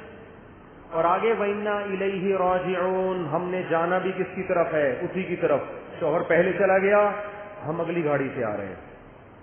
بیٹا پہلے چلا گیا، ہم اگلی فلائٹ ہماری ہے. میں نے ان کو مثال دی. میں نے کہا آپ پشاور جا رہے ہوں اور آپ نے بھی جانا ہے، آپ کے میاں نے بھی جانا ہے. میاں پہلے پہنچ گئے، آپ نے کہا چلو ہم اگلی گاڑی سے آ رہے ہیں. اس میں اتنی ٹینشن لینے کا بولتے کیوں نہیں ہے. تو میاں پہلے نکل لیے، آپ اگلا نمبر آپ کا ہے، سبھی کا ہے، میرا بھی ہے، آپ کا بھی ہے، ہر ایک کا ہے. مسلمان غم کو اپنے اوپر مسلط بولو نہیں کرتا. وہ کہتا میں جس کے لیے آیا ہوں وہ تو ہے نا. حضرت عمر رضی اللہ تعالی عنہ نبی کی وفات کے بعد کتنے غمزدہ ہوئے. بتاؤ مجھے ایک بات کہ دنیا میں صحابہ سے بڑا غم کسی کو ملا جب نبی کا انتقال ہوا؟ کسی عورت کا جوان شوہر مر جائے اتنا غم نہیں ہو سکتا جتنا صحابہ کو غم ہوا نبی کے دنیا سے جانے کا. کیونکہ اس کائنات میں عشق اور محبت کی جتنی مثالیں ہیں، صحابہ کو نبی سے جو محبت تھی اس کے آگے تمام مثالیں ہیٹ ہیں، کوئی حیثیت نہیں ہے ان کی. آپ صلی اللہ علیہ وسلم کی سواری جس پہ اونٹ، جس پہ آپ سوار ہوتے تھے، اونٹنی، وہ غمزدہ ہو کر کھانا پینا چھوڑ کر نابینا ہو گئی اور مر گئی. جانوروں پر آپ کی محبت کے اثرات تھے، تو صحابہ پہ کیا اثرات ہوئے ہوں گے؟ بولتے کیوں نہیں بھائی؟ کس قدر غم، عذاب، یہ کیا ہو گیا؟ جن کے بارے میں امی عائشہ فرما رہی ہیں کہ جنہوں نے حضرت یوسف کو دیکھا ہاتھ کاٹ ڈالے، اگر وہ نبی کو دیکھ لیتے گردنیں کاٹ دیتے اپنی. ایسا جمال اللہ نے آپ صلی اللہ علیہ وسلم کو عطا کیا، اور کتنی قربانیاں صحابہ نے آپ کے لیے دی ہیں. تو آپ کیا سمجھتے ہو یہ غم ہلکا تھا؟ غزوہ احد میں جب اطلاع ملی نا، افواہ تھی کہ نبی شہید ہو گئے، بہت سے صحابہ نے کہا اب زندہ رہنے کا کیا فائدہ، اب لڑو جنگ میں اور شہید ہو جاؤ.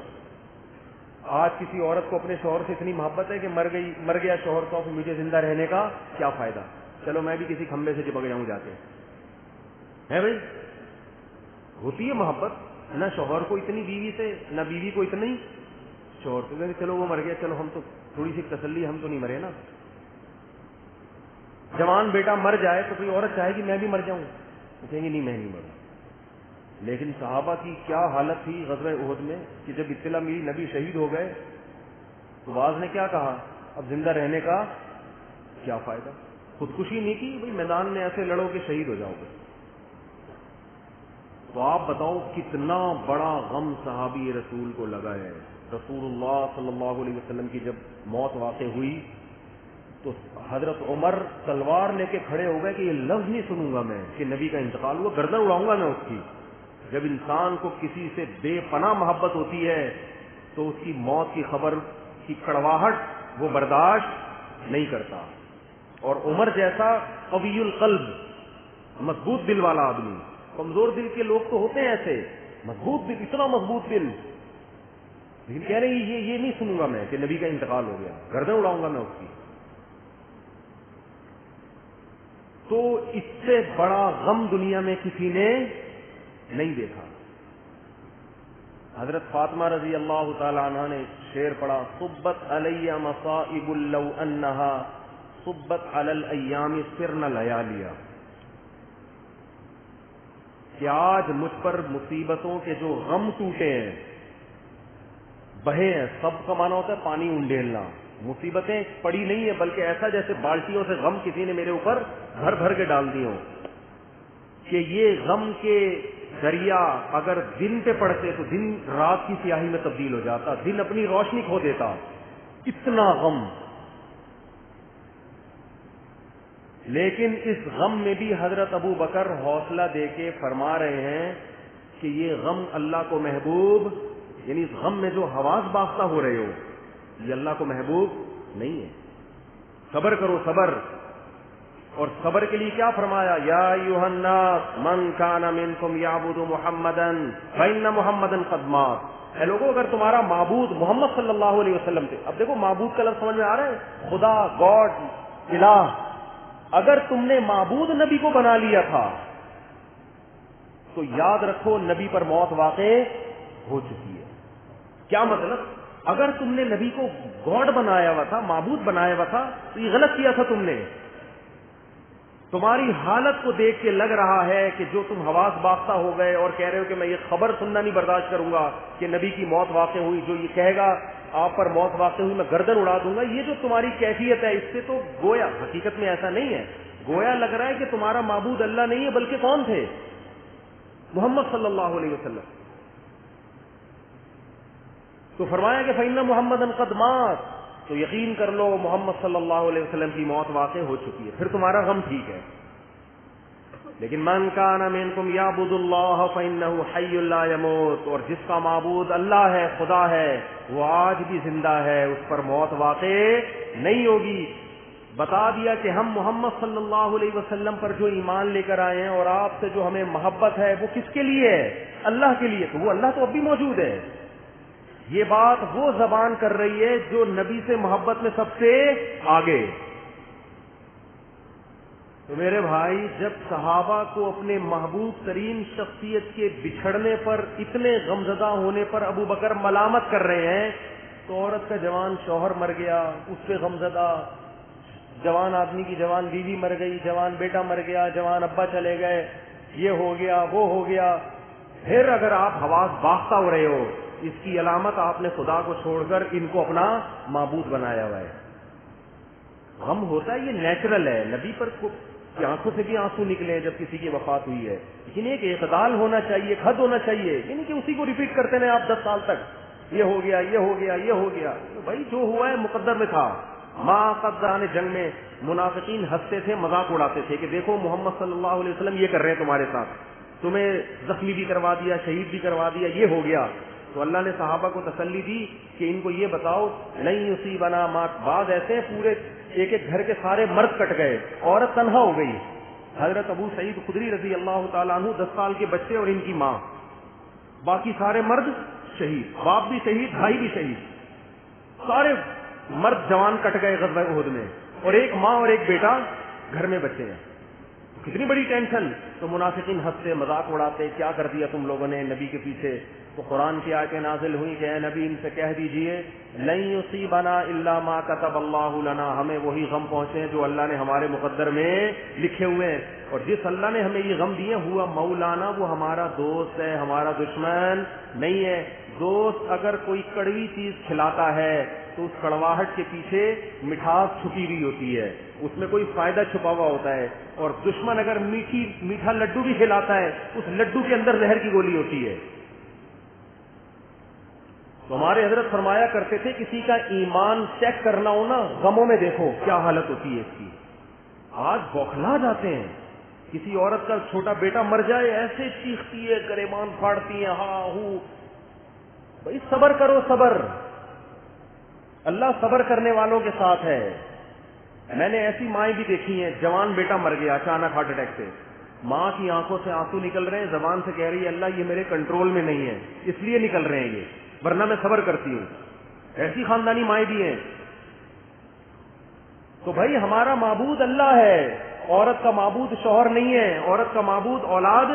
یہ تو لوگوں نے غیر مسلموں سے ڈائلاگ سیکھے ہوئے ہیں کہ میں تمہارے لیے جی رہا ہوں, اور عورت کہتی ہے میں آپ کے لیے دنیا میں آئی ہوں. نہ ہم کسی کے لیے نہیں آئے, نہ ہم اولاد کے لیے آئے, نہ اولاد ہمارے لیے آئی. اتنا لفٹ نہیں کراؤ ان کو. اگر یہ میرے لیے آئی ہے تو میرے ساتھ قبر میں کیوں نہیں جا رہی بھائی؟ پھر یہ کیا ہو گیا بھائی؟ اگر میری بیوی اور آپ کی بیوی میرے لیے دنیا میں آئی اور جی میرے سہارے اور میرے یادوں میں جی رہی ہے, تو میں مروں گا تو اس کو اگلے اسٹیشن سے, اگلے کھمبے سے اس کو چپکنا چاہیے. اور اگر کوئی عورت یہ بیان سن کے چپک گئی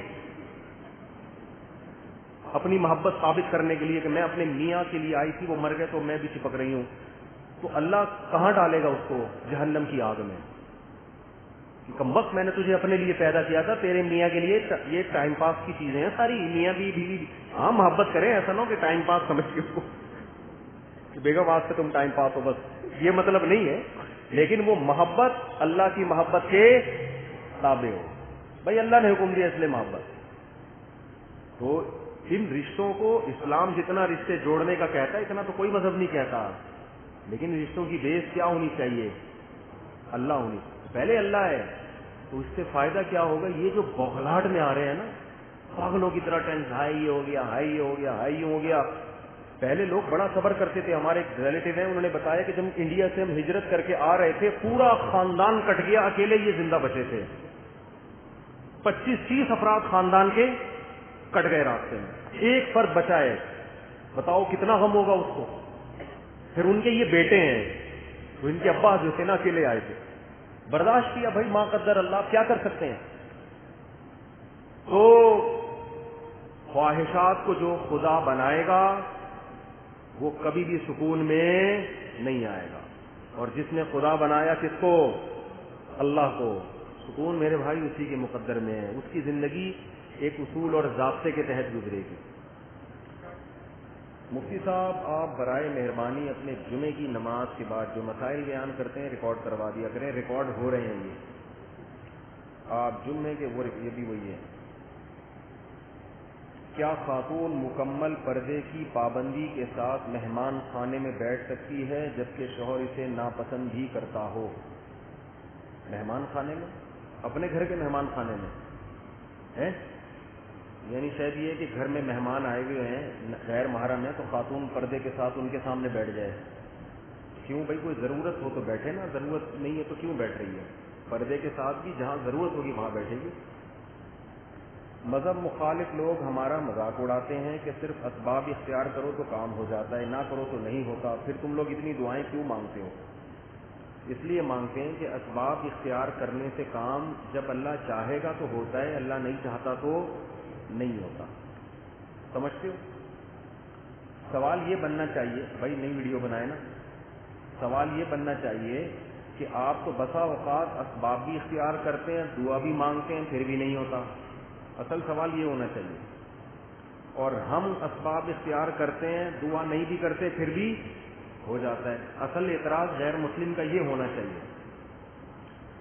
غیر مسلم کو ہم پہ یہ اعتراض ہونا چاہیے کہ غیر مسلم یہ کہے کہ ہم اسباب اختیار نہیں کرتے ہیں, دعا نہیں مانگتے, پھر بھی کام ہو جاتا ہے. اور مسلمانوں کو دیکھا ہے اسباب اختیار کرتے بھی ہیں، ساتھ میں دعا بھی مانگتے ہیں، پھر بھی کام نہیں ہوتا. سمجھتے ہو بات؟ اس کا جواب یہ ہے کہ ہم جب اسباب اختیار کرتے ہیں، ہمارا عقیدہ ہے کہ اللہ چاہے گا تو کام ہوگا، نہیں چاہے گا تو کام نہیں ہوگا. جس کا یہ عقیدہ ہو وہ جتنا زور اسباب پہ لگائے گا اتنا ہی اللہ سے مانگنے میں بھی لگائے گا. یہ ہمارا عقیدہ ہے، اور اس عقیدے کے صحیح ہونے پر ہمارے پاس بہت سے دلائل ہیں. ان میں ایک بڑی دلیل یہ ہے کہ جس نے اس کائنات کو بنایا اس کی مرضی کے بغیر اس کائنات میں ایک پتا بھی نہیں ہلتا. جس کے پاس اتنی طاقتیں ہیں کہ بچہ پیدا ہوتا ہے تو ماں کی چھاتیوں میں دودھ پیدا کر دیتا ہے، وہ جو اتنا پاورفل ہوگا، کیا اس کی مرضی کے بغیر اسباب میں جان پڑ سکتی ہے؟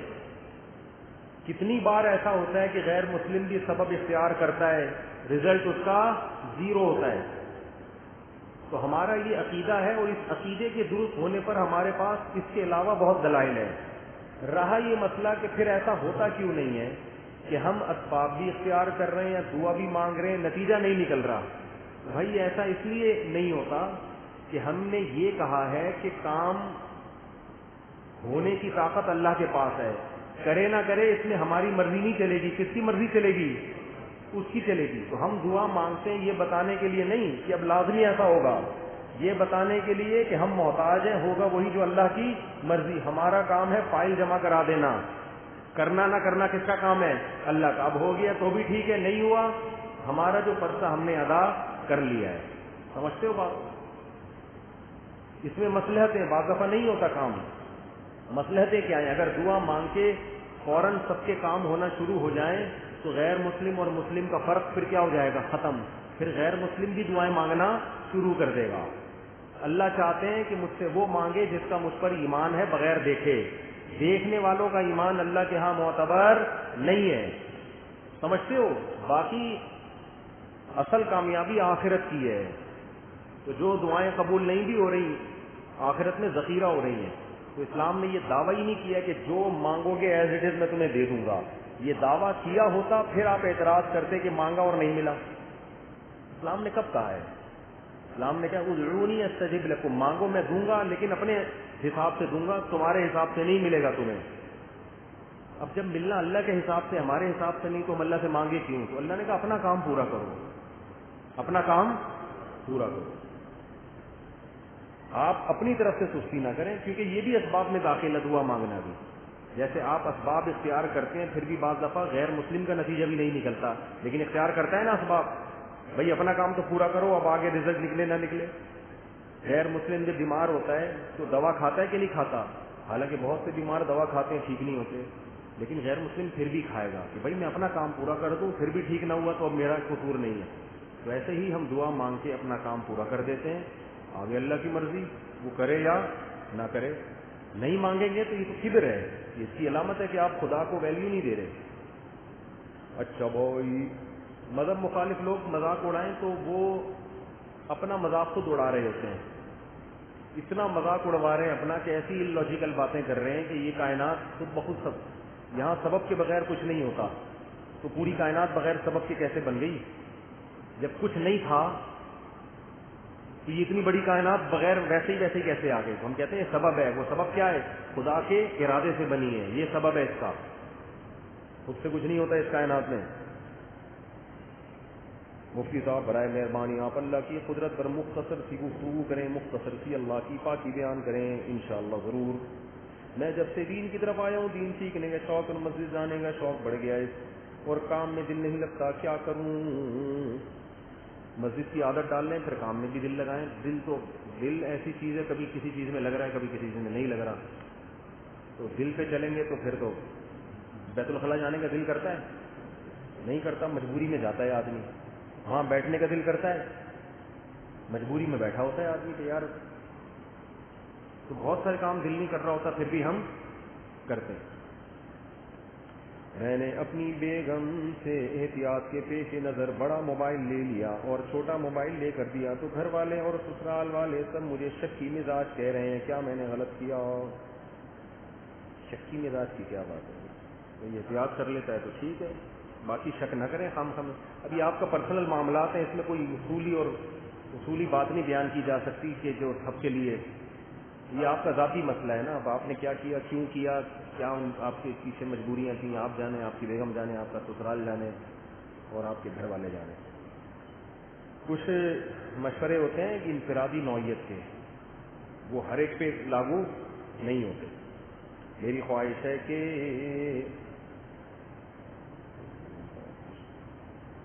ان کی صاحبزادی کا نکاح کہہ رہے ہیں آپ پڑھائیں، تو بھائی میں نکاح پڑھاتا ہوں، اس کے لیے ولید سے رابطہ کر لیں.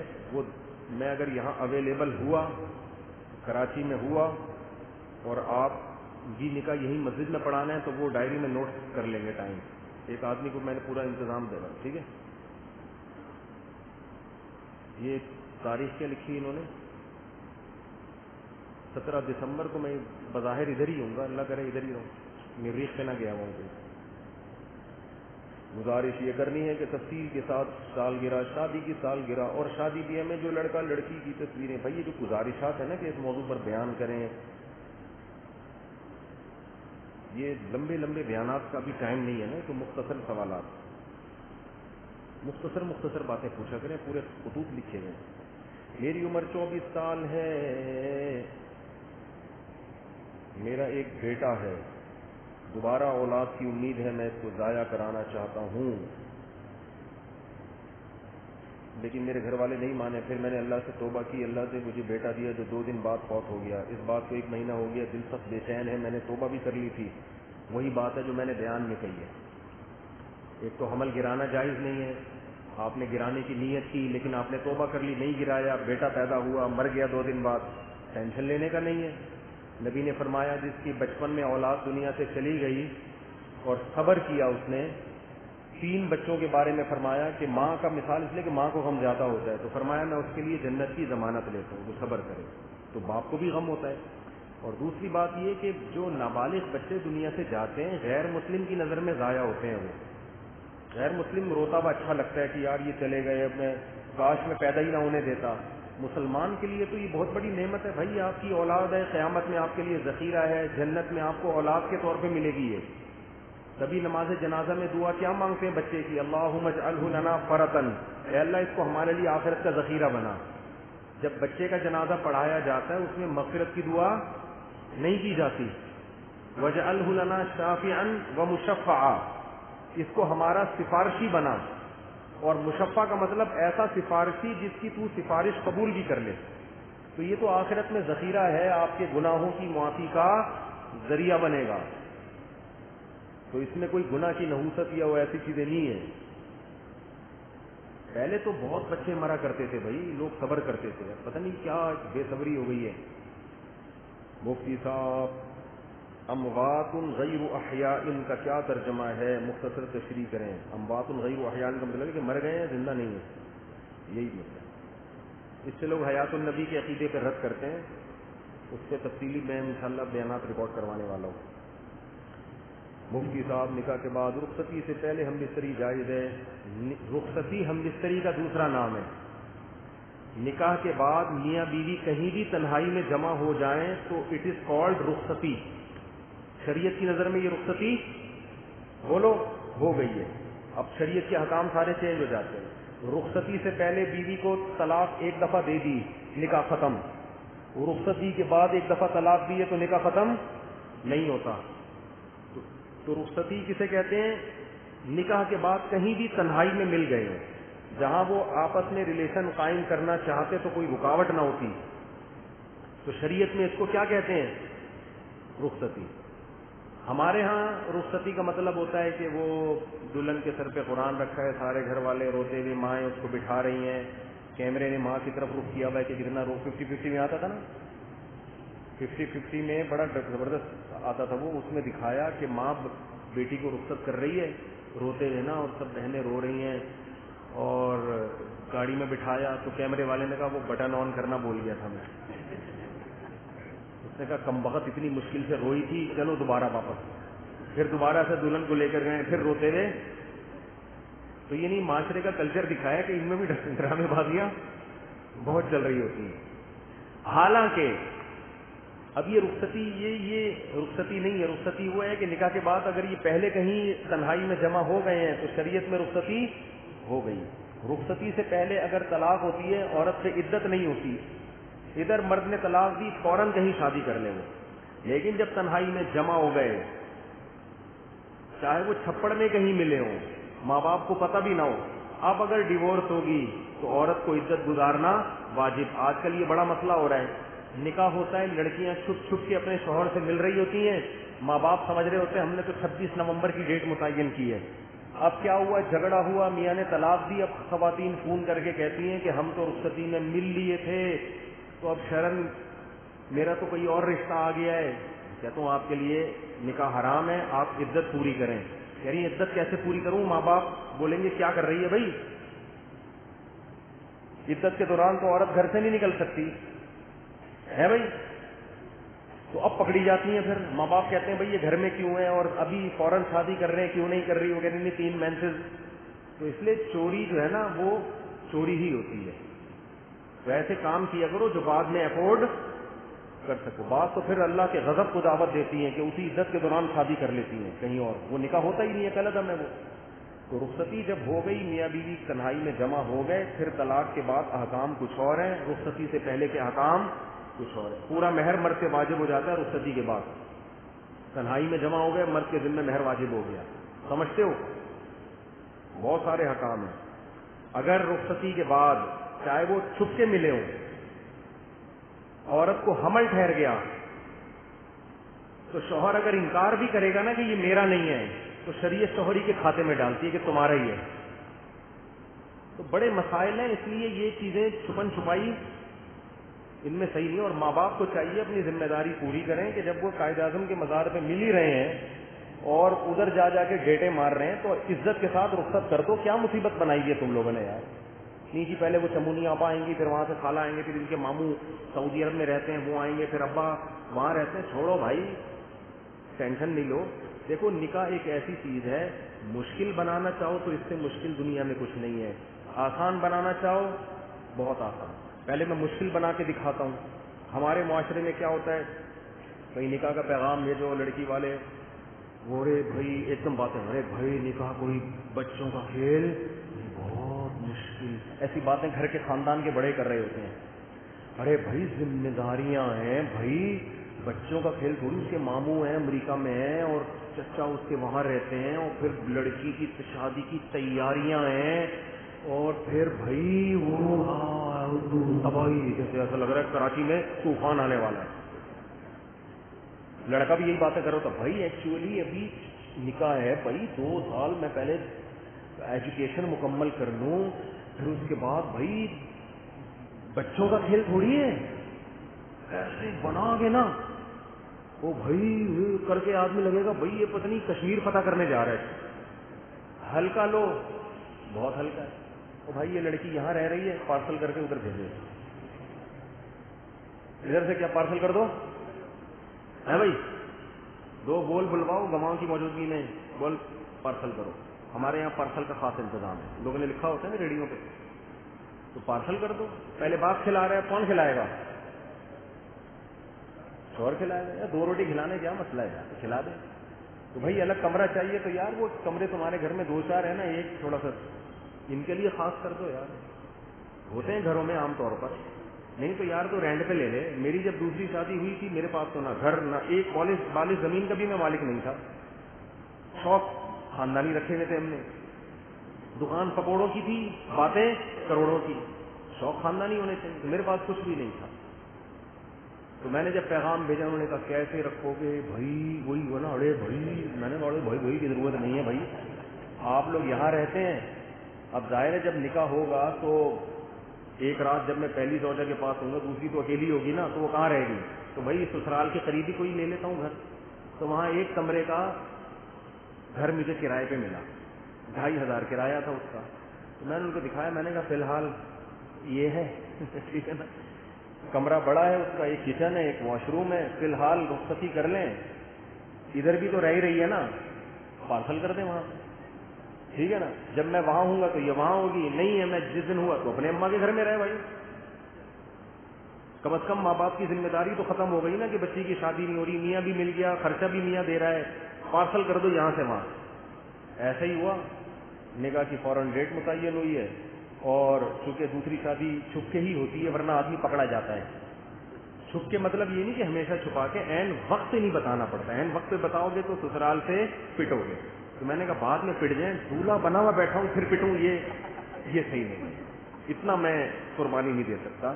بعد میں بتا دوں, رخصتی ہو جائے پھر بتا دیں گے, لیکن عین وقت کے بتانا کچھ بھی ہو سکتا ہے.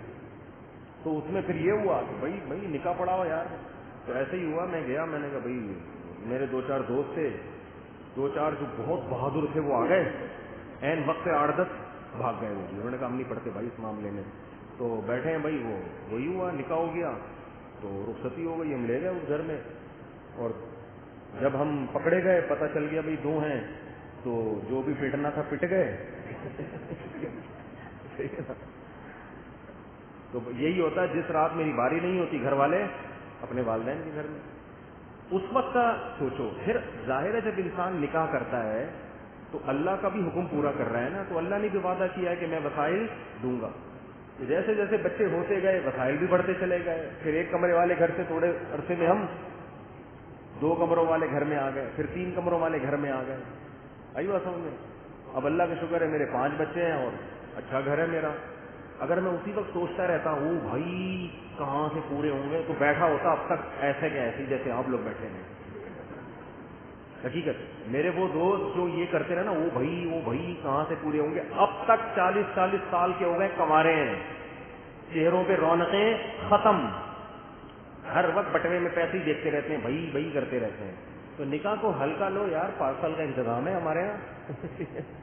فی الحال 2500 کا ہی میں لے سکتا تھا اس وقت, 2005 کی بات ہے. تو میں نے کہا بھائی یہ گھر ہے, یہ یہاں رہ لیں گے. پھر آہستہ آہستہ انسان کے وسائل کھلتے چلے جاتے ہیں. ویسے بھی جب آدمی پہ ذمہ داریوں کا بوجھ پڑتا ہے تو کمانے کی بھی پھر اسی طرح ذمہ داری سے سوچتا ہے. وہ اس کو پتا ہے بھائی یہ پالتو لیے ٹینشن کھلانا میں نے, پھر وہ سنجیدہ بھی ہوتا ہے. تو نکاح کو آسان کر دو. یہ جو ہے نا, یہ جو مسئلہ ہے پڑھائی, وہی پہلے ایکچولی میں میڈیکل سائنس میں ڈاکٹر میں 2 سال رہ گئے, پھر بھائی اتنی ٹینشن نہ لو, اس کو ادھر پارسل کرو, پڑھتے رہو. کس نے کہا ہے تمہیں یار؟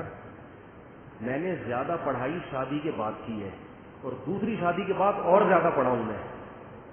میں نے جو 4 شادیوں والی کتاب لکھی ہے دوسری شادی کے بعد لکھی ہے, اور ایسے لکھی ہے کہ پوری رات بیٹھا رہتا تھا میں لکھنے کے لیے. اور اگر میں نے شادی نہیں کی ہوتی تو میں نہ لکھ پاتا.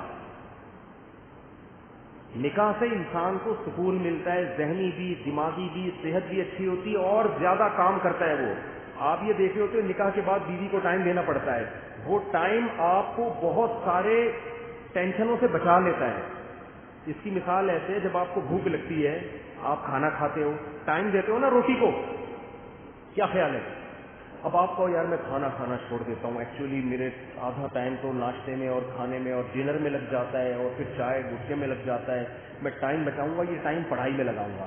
ابے تو ٹائم بچا کے پڑھائی میں لگائے گا نا, وہ ٹائم تیرا پڑھائی میں صحیح طرح سے لگے گا نہیں. تو ہر وقت پیٹ کو پکڑ کے بار بار گٹکے کا, چائے کا اور کھانے کا دل کرے گا. اس کا حل یہ کہ یہ تھوڑا سا ٹائم کھانے پہ لگا دے, اس کے بعد تیرے دماغ کیا ہو جائے گا, فریش.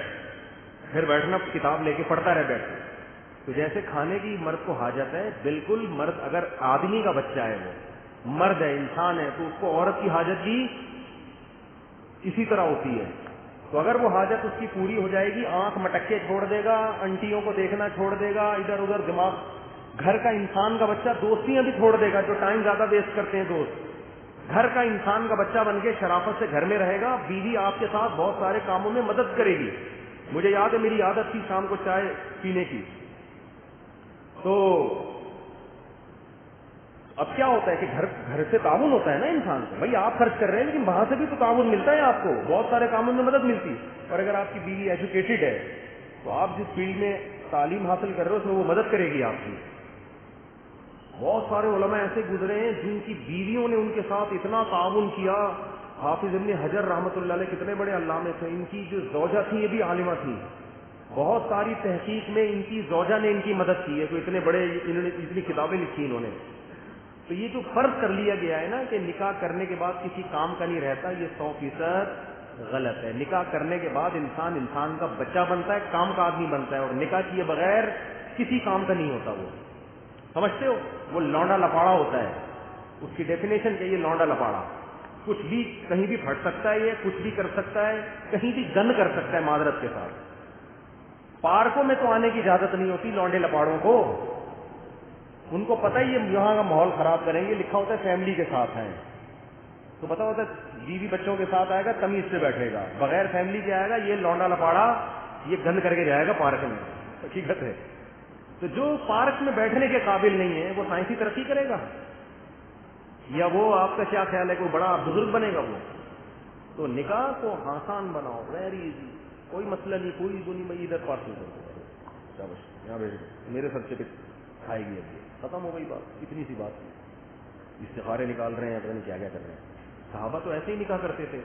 وہ ایک صحابی گئے ہیں کسی کے گھر میں اپنے دوست کا پیغام لے کے کہ وہ فلاں آپ کی ہمشیرہ سے نکاح کرنا چاہتے ہیں, انہوں نے مجھے سفارشی بنا کے بھیجا ہے. انہوں نے کہا میں ان سے تو نہیں کرنا چاہتا, آپ اگر میری ہمشیرہ سے نکاح کرنا چاہتے ہیں, میں آپ کو جانتا ہوں, آپ ایگری ہیں تو ٹھیک ہے. انہوں نے کہا چلو یار ٹھیک ہے, آپ کی نواز.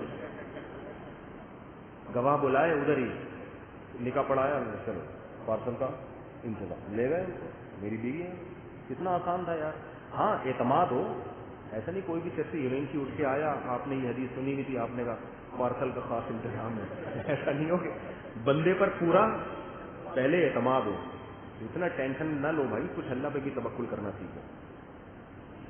مفتی صاحب وہی کسی لڑکی کی شادی اس کی ماں کے ماموں کے ساتھ ہو سکتی ہے؟ جی ہو سکتی. ماں کے ماموں, سگے ماموں, ان کے ساتھ نہیں ہو سکتی. زندہ ہے ماشاءاللہ ابھی تک. ماں کے سگے ماموں کے ساتھ نہیں ہو سکتی, وہ بھی آپ ہی کے ماموں ہیں. مفتی صاحب نکاح کے بعد رخصتی سے پہلے میاں بیوی کا تعلق جائز ہے, لیکن اس میں جو مسائل ہیں, پیچیدگیاں, طلاق دے دی تو گھر والے تو یہ سمجھ رہے ہیں, بہت سے ایسا ہوا ہے چھپ کے رخصتی کر لی, بعد میں نہیں بنی, طلاق دی, اب لڑکی کنواری نہیں ہے, وہ کہیں اور نکاح کرتی ہے, نئے شوہر کو پھر وہ کنواری سمجھ کے نکاح کر رہا ہوتا ہے. وہ بڑے پیچیدگیاں اس سے پیدا ہوتی ہیں. جی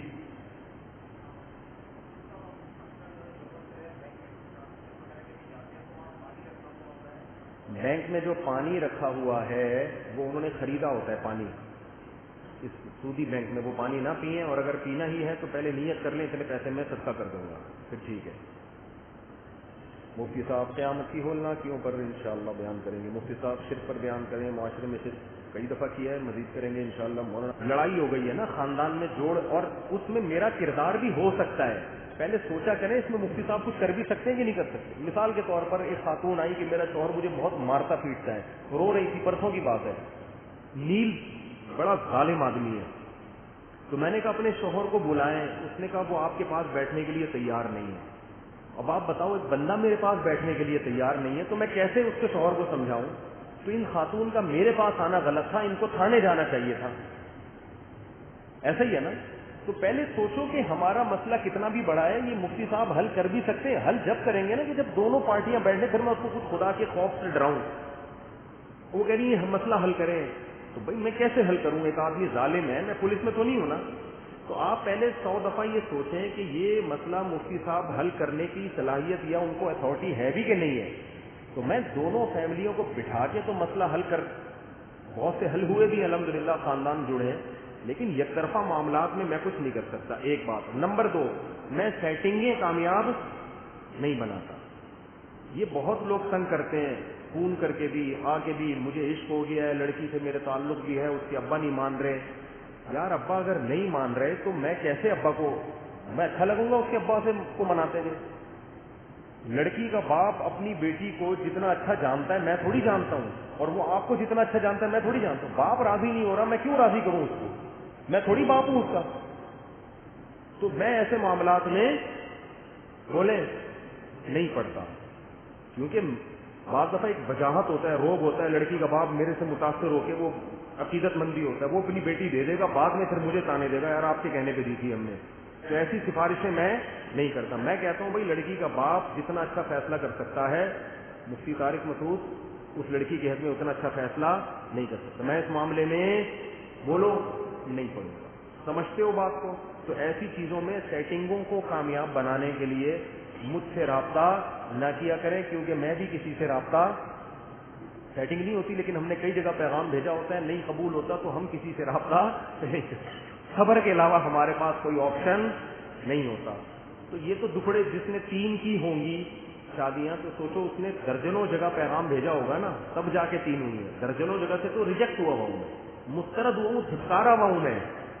آپ ہماری 3 شادیاں تو دیکھ رہے ہیں، واہ واہ واہ واہ، یہ نہیں دیکھ رہے کہ 300 جگہ سے ہمیں ریجیکشن ہوئی ہے، دھتکارے گئے ہیں، پابندی لگائی گئی ہے دوبارہ پیغام نہ بھیجنا، لیکن ہم پھر بھی صبر کر کے بیٹھے ہوئے ہیں۔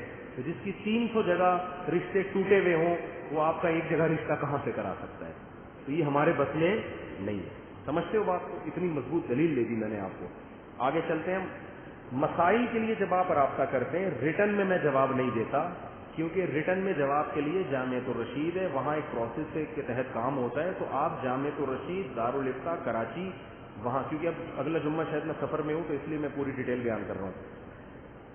مسائل پوچھنے کے لیے اگر آپ تحریری جواب چاہتے ہیں نا، تو دارالافتاء جامعۃ الرشید احسن آباد کراچی، اس ایڈریس پہ ٹی سی ایچ کر دیں، اپنا نمبر ڈال کے جوابی لفافہ بھی ڈال دیں تو اچھا ہے، ورنہ واپسی کا ایڈریس ضرور ڈال دیں، تو آپ کو ریٹرن میں اسٹیمپ کے ساتھ جواب مل جائے گا۔ یا بنوری ٹاؤن کے ایڈریس پہ بھیج دیں، بنوریا بھیج دیں، دارالعلوم پرنگی بھیج دیں، تو یہ پورے بڑے بڑے دارالافتاء بنے اس کام کے لیے۔ میں اگر ریٹرن میں جواب دینا میں نے کیا تھا، شروع ہو گئی تھی کہ میں عاجز آ گیا تھا۔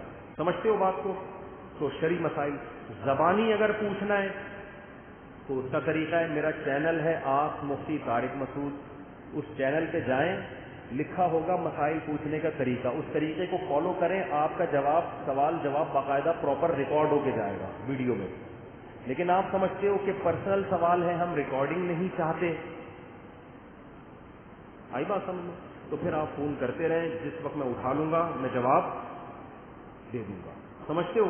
میں ٹائم متعین میں نے جب بھی کیا ہے نا، تو اس ٹائم کو میں فالو نہیں کر سکا، کیونکہ کوئی نہ کوئی کام مجھے پڑ جاتا ہے، پھر لوگ برا بھلا کہہ رہے ہوتے ہیں مفتی صاحب نے ٹائم دیا فون نہیں اٹھا رہے، تو میں پھر عموماً عصر کے بعد یا رات کو میں اٹھا لیتا ہوں، یا جب گاڑی میں ڈرائیو کر رہا ہوتا ہوں نا تو ہینڈ فری ہوتا ہے تو پھر میں فون اٹھا لیتا ہوں، لیکن وہ آپ کی قسمت ہے، یہ میں مجبور ہوں، میں ٹائم نہیں دے سکتا، میں نے متعین ٹائم کیا تو میرے اس میں کوئی دوسرے کام پڑ جاتے ہیں، پھر لوگ برا بھلا کہنا شروع کر دیں، ٹائم مار دو، اٹھا لیا، مدت دل ہلا لیا، جب چاہا فون اٹھا لیا، ٹھیک ہے نا۔ اور اس کے علاوہ مسائل کے لیے مجھ سے رابطہ نہ فرمائیں، رشتے میں نہیں کراتا، اس میں لوگ بہت تنگ کر رہے ہیں مجھے، میری فلانے کی شادی کرا دیں، میری شادی کرا دیں، خواتین کہہ رہی ہیں میں طلاق یافتہ ہوں، میری شادی کرا دیں۔ بھائی میرا شادی دفتر نہیں ہے، میں شادی نہیں کرا سکتا، میں شادی کی ترغیبات دیتا ہوں، یہ میرا کام نہیں ہے شادیاں کرانا۔ میں آپ کو اگر کھانے کی ترغیب دوں کہ وقت پہ کھانا کھا لیا کرو، اب یہ تو نہیں کہ میں پراٹھے لے جا کے کھلاؤں آپ کو میں ترغیب دوں گا، بھائی کھانا صحت کے لیے اچھی چیز ہے، ایسے کھانا چاہیے، یہ سنت طریقہ ہے، یہ بتاؤں گا، ہوٹل تھوڑی کھول کے بیٹھ جاؤں گا میں آپ کو نکاح کی ترغیب دیتا ہوں، رشتے میں نہیں کراتا، یہ میرا کام نہیں ہے، میں دوسرے کاموں سے رہ جاؤں گا، کوئی رشتوں کے سلسلے میں مجھ سے رابطہ نہ کریں۔ تو اور خوابوں کی تعبیریں میں نہیں بتاتا، کیونکہ خواب پتہ نہیں کس کو، روزانہ ہر آدمی کو کچھ نہ کچھ آ رہا ہے، 20 کروڑ کی آبادی میں اگر روزانہ بتانا شروع کر دوں میں تو پاگل ہو جاؤں گا یار۔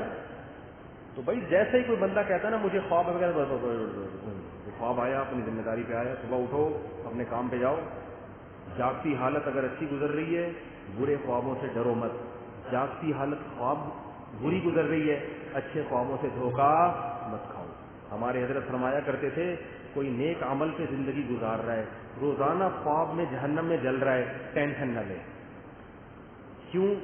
جاگتی حالت کیا ہے؟ اچھی ہے، نیک عمل کی توفیق مل رہی ہے، اور کوئی برے عمل کر رہا ہے، روزانہ خواب میں جنت الفردوس میں ٹہل رہا ہے، خوش فہمی میں مبتلا نہ ہو۔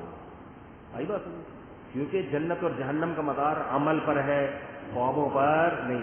خواب کی ایک حقیقت ہوتی ہے، وہ اپنی جگہ ہے، لیکن اتنی جتنی لوگوں نے بنا دی ہے اتنی نہیں ہے، تو اس لیے خوابوں کی تعبیر نہیں، استخارے میں نہیں نکالتا، اور کسی کا باپ بھی استخارہ نہیں نکال سکتا، استخارے میں کچھ نکلے گا تو نکالے گا نا، اپنا دماغی تخیل ہوتا ہے کہ یہ نظر آیا، یہ نظر آیا، اس سے زیادہ استخارے آج کل کے استخاروں کی کوئی حیثیت نہیں ہے۔ جو سنت استخارہ ہے وہ یہ ہے، آپ استخارے کی 2 رکعت پڑھیں، استخارے کی دعا مانگیں، کریں وہی جو کھوپڑی میں آ رہا ہے۔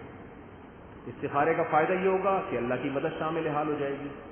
ایک صاحب نے کہا میں استخارہ کر کے جو بات میرے دماغ میں آئے وہ کروں، میں نے کہا استخارے سے پہلے کی جو بات دماغ میں آئے وہی کرنی ہے، استخارے کے بعد بھی جو، کیونکہ جس آدمی کے دماغ میں کچھ اور آ رہا ہو کر کچھ اور رہا ہو وہ پاگل ہے، کہ دماغ میں کچھ اور آ رہا ہے کر کیا رہا ہے۔ تو استخارے کا دماغ سے کوئی تعلق نہیں ہے، استخارے میں یہ ہوگا اللہ کی مدد شامل حال ہو جائے، کرنا وہی ہے جو کھوپڑی میں آ رہا ہے۔ تو اب الٹا سیدھا کوئی چرسی کا رشتہ آ گیا، استخارے میں ہری بتیاں نظر آ رہی ہیں گرین، پھر بھی نہیں کرنا، کیونکہ دماغ سے سوچو گے تو دماغ سے آئے گا چرسی اس قابل نہیں ہوتے۔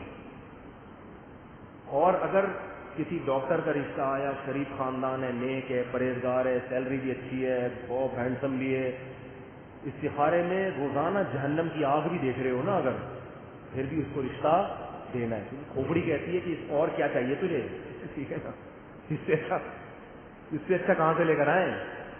تو یہ جو خوابوں کی لوگوں نے کر لیا ہے نا، تو استخارے میں نہیں بتاتا، خوابوں کی تعبیریں نہیں بتاتا، مسائل کا جواب دیتا ہوں، اس کا اسٹائل یہ ہے، ریٹرن میں جواب نہیں دیتا، ریٹرن میں جامعۃ الرشید سے رابطہ کرو یا بنوری ٹاؤن سے رابطہ کرو، زبانی جواب دیتا ہوں، اس کا طریقہ یہ ہے۔